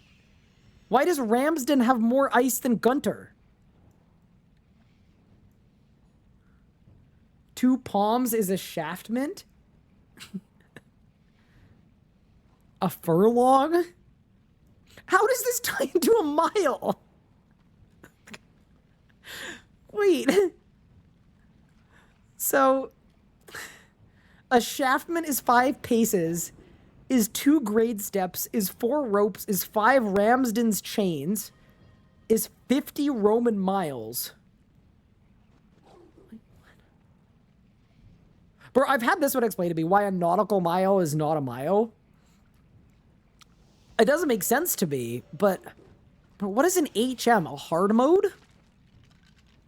A meter, a dam, a hard mode, a I'm reading it the wrong way. 3 nautical miles is a league. Coming out on September 15th. No? Yes. Okay. Dude. I don't like this. Like, everything comes back to leagues. A hectometer, that's an HM, a hectometer. I think it gets more ridiculous. Like, I can agree, like, shaftment, sure. Foot, sure. like, as soon as it goes to from finger to barley corn and poppy seed, and okay, what if in tomorrow's stream I bust out one of these? What if I bust out a measure of pikas? Y'all would know. Y'all are gonna study up. 20 twips is a point. Don't bust out a shaft mint. No, that would be not good. I would not do that, I don't think. Okay. Can we finish this video? Measured in feet and inches, and short distances are also in feet. But if something is at the end of the block, we'll tell you it's like 50 meters away. That's Only true. old people use yards and miles. But that's okay, because all of true us too. take pride in being able to poorly convert it to metric for you. I do Long that too. Oh no. I do that with Anna all the time. Distances are not measured in kilometers or miles, but are instead measured by the time it takes you to get there. That is also true. All temperature Some of this is actually Canada lore. Like, that is actually factual. Like, if someone came into chat and was like, hey Ryan, how far away is Toronto? I have no idea the distance. I'd say about 4 hours. is measured in Celsius because Fahrenheit just makes no sense at all. Agree. This excludes the oven. That should obviously be in Fahrenheit, as we all That is also know Celsius true. only goes up to 100. A major difference between Canada and the US is our slang. For example, what do you call this? What do I call that? I'd call it a Coke? What? Oh, is he trying to say that it's pop? It's not pop. No. We're not in pop territory. We call this pop. Nah. Well, you guys call it soda. Nah. You call this a beanie, We call it a toque. and we call it a toque. We would say this is a washroom. And you'd say You bathroom? would call this restroom? a restroom. We would call this an ambulance. Well, you call it filing for bankruptcy. He's a little based.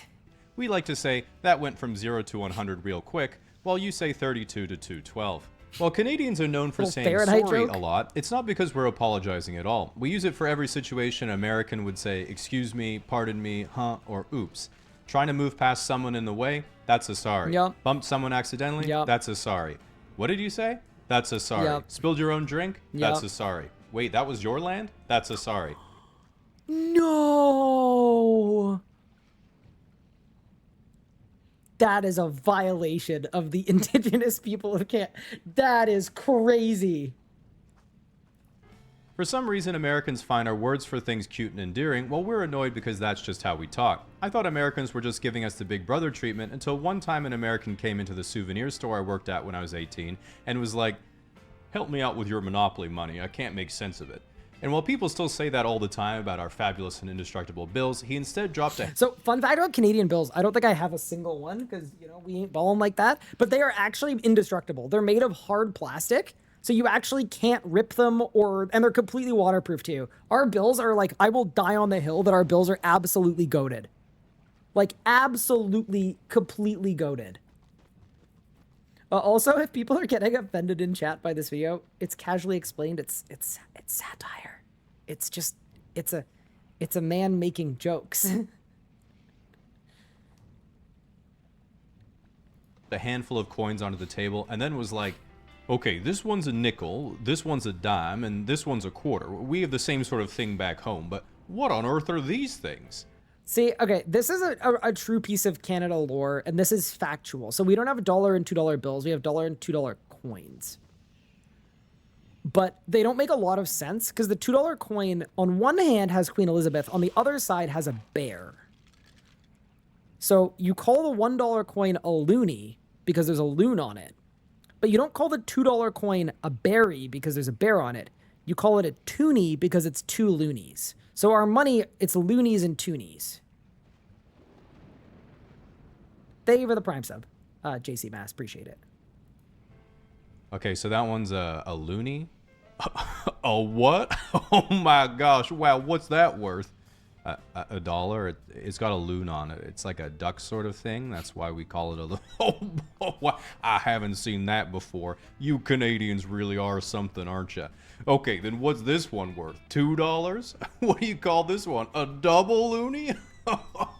And I was like, I don't want to tell you anymore.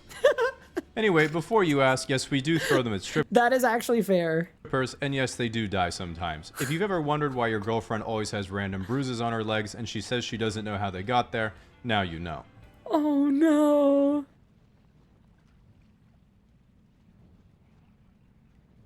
Bro, just pelting them with heavy coins?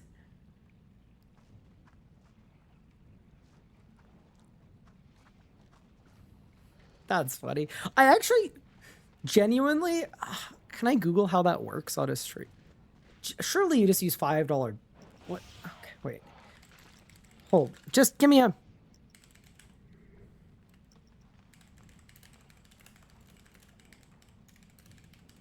Bro, rip my search history. No, Canadians generally do not throw dollar coins because the coins are painful and dangerous to performers. Instead, they use bills or hand coins to the. Okay, I wanted to make sure. I wouldn't know. I've not perused, so it was important. At the end of the day, there's really only one way for Canada to be better than it is, which is if Air Canada were replaced by literally any other airline. Besides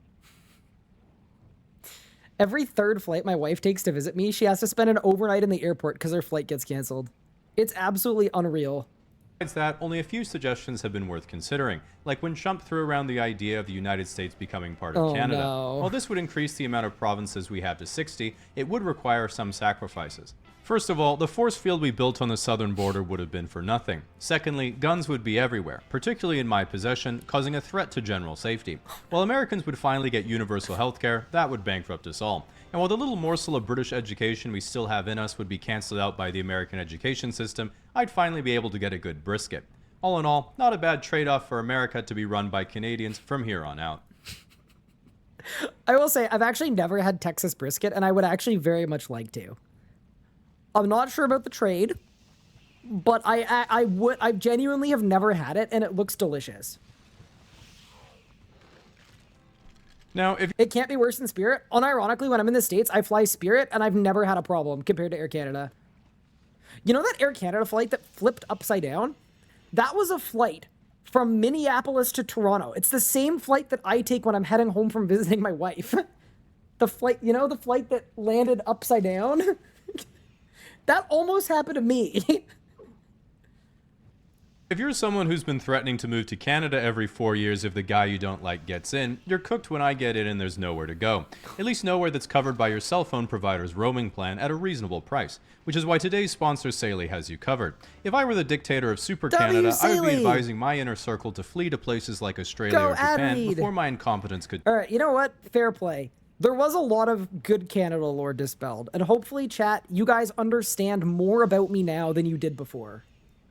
How factual is the video? I'd say like a solid 6.5. I think that kind of content, you need enough truthfulness that it like, you know what I mean? It needs to all have a certain amount of truth to be funny. If you were just making up random nonsense, it wouldn't be funny. The thing that's funny about it is like, there's a little bit of truth to everything he said. Seriously? Yeah, seriously. The, here, Delta, or sorry, Air Canada upside down flight. Air Canada upside, I think it was an Air Canada flight, right? Or was it Delta? Oh, it was a Delta flight. Sorry. This is the same flight that I take home when I'm visiting Anna when I fly Delta, which is like half the time. Yeah, this flight. This was February 18th. Yeah, so a month before I was on this exact flight. So, sorry for besmirching the good name of Air Canada. This one was Delta. Me when I try to land in War Thunder.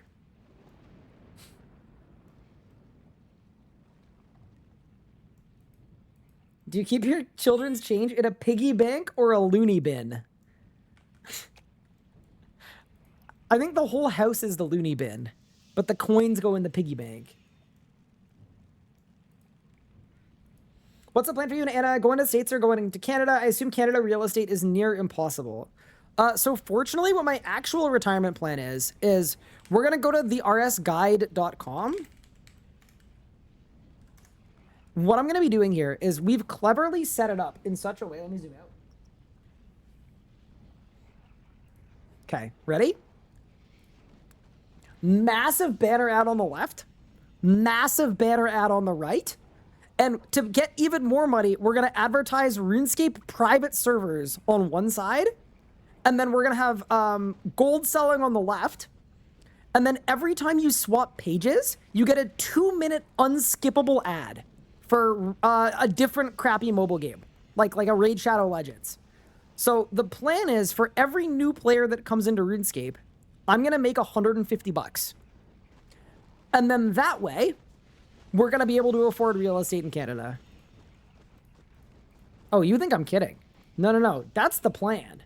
Hi, Rady. Thank you for the raid.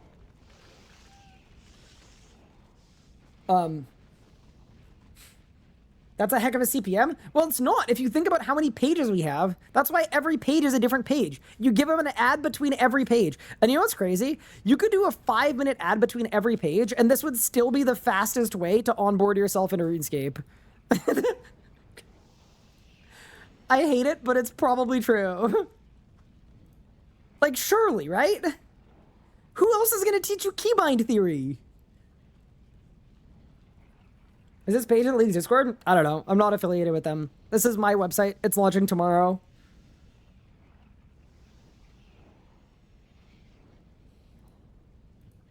Wait, imagine if to get my interface set up, the name was hidden, and then when you click on it to get the name, you have to watch an ad. Could we have the guide as an audiobook? Yes, you will get it as an audiobook. I'm going to record an audiobook of it when it's done. Do I ever throw it in there? If you could wait till tomorrow, that would be awesome, because we're just like cleaning it up and getting it polished a little bit. The guide won't be done until next week, but I'm launching it tomorrow. But yeah, no. In all seriousness, this website is completely free. It's completely ad free. I would imagine we'd have no interest in putting ads on it. The one reason we'd need ads is like if it got really expensive to upkeep, but I'm not terribly worried about that. But yeah, no, it's actually free. I promise. But yeah. Also, quick question for chat: is anyone a good Dragonkin translator? Because I noticed something, which is that there's Dragonkin whenever it's loading, and I don't know what it means. Do you guys? I don't know if anyone wants to get to work on that, but. Yeah, there's some kind of Dragonkin scripture.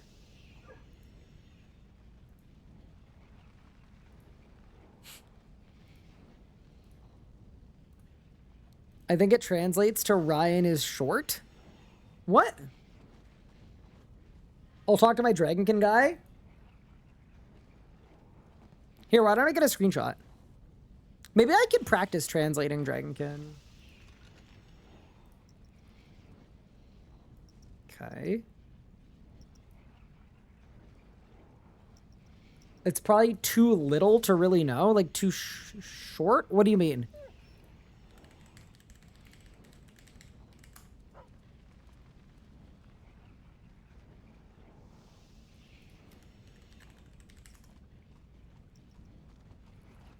Wait, do I have to learn this from the Dragonkin language? Oh, I do. Okay. Oh, bro. Okay. This, I feel like this is worth doing. So this is a J, a K, or an L. Okay. J, K, L. Okay. What's this A looking thing? With a 3 at the bottom. A, E, I, O, U. Okay. So, vowel.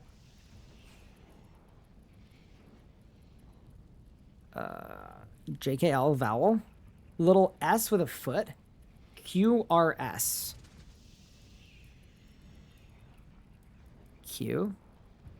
Okay. The little E is FGH. FGH. Okay, well, I see R... Well, what?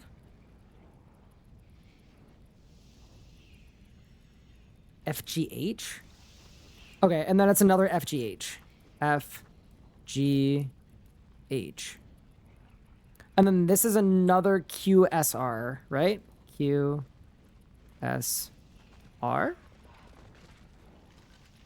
And then another vowel. And then another HGF. HGF.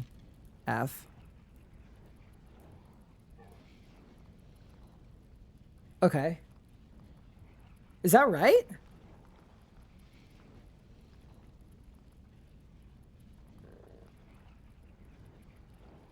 I think that's right. Okay, so what does it mean? So this is A, E, I, O, U.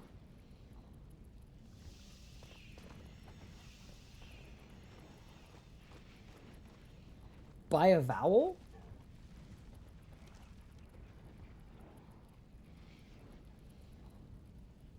Can we buy a vowel? What do you mean? What vowel should I put here?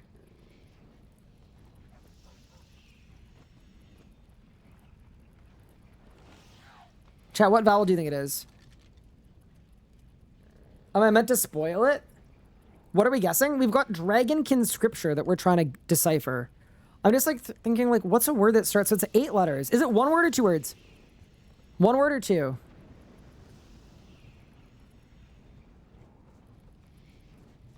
It's 2 words. Okay, can you give me how many words per letter? Like, give me the split. Give me the split. I think I need the split. It looks like 6 and then 2? No, it's 4 and 4. Okay, it's 4 and 4. Okay. 4 and 4. Okay. So this could spell frog.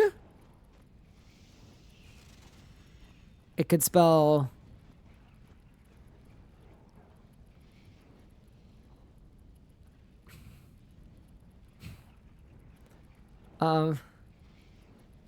we think Josh? Yeah, this could be Josh. Josh? Oh! It's Josh Griff, 100%. Lock it in. 100%. Those are the two developers who have made the website. Okay, you know what? W Easter egg. W Easter egg. Nice. We did it, chat.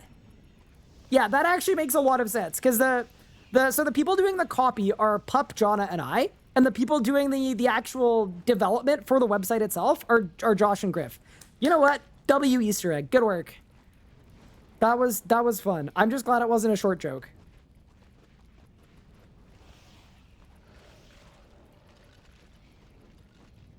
Last letter can't be P. No, it's an F. It's an F. I write in Canadian. This is how you do F in Canadian scripture. Okay, well, that was fun. You know what? Good Easter egg, guys. That was good. All right, team. With that said, I think I should probably get going because it's almost 10 o'clock at night. And you know what I've got to do tonight? Not only do I have to record a video, but I also have to build a shelf. Because I don't like how my camera is a little too close to my face and it's attached to my desk. So I'm attaching a shelf to the back wall of my room so I can mount my camera to the back wall of my room. And then I've also got work in the morning. So I think I'm going to get going. But before I go, thank you for the fun stream today. I had a lot of fun. I hope you guys did too. This was fun. We should do it again sometime. I will probably be live tomorrow, but I don't want to 100%. It depends how the day goes. Also, look out for a little video essay coming out tomorrow with a title that's something like, "This is why RuneScape is dying," where I talk about how RuneScape 3 hasn't done a good job of catering to early game players, and then I launch my website. So look out for that tomorrow. Thank you for all the kind words. Thanks for the fun stream today. And yeah, looking forward to the Leaks Q&A on Wednesday too. Take care, everyone. I'll see you guys soon.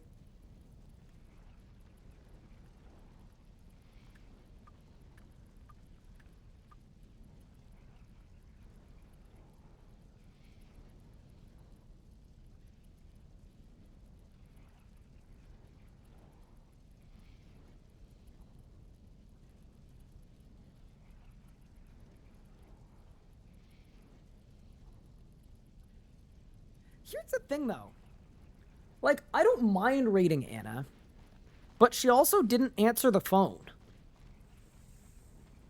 When I call... Yeah, we can rate Anna. I bet she's probably ending stream soon, but I hope you guys enjoy her stream. Be nice, everyone. This is my wife. She's lovely. She's also relatively new-ish to streaming. And she just finished... I'll give you some lore. She worked... 4 days ago, she worked a 12-hour shift. 3 days ago... She's a nurse, by the way. 3 days ago, she worked a 12-hour shift. 2 days ago, she worked a 12-hour shift, and today she worked an 8-hour shift. Got home after that, and decided to start up a stream. So basically, she's a bit of a demon. Enjoy her stream. I'll see you next time.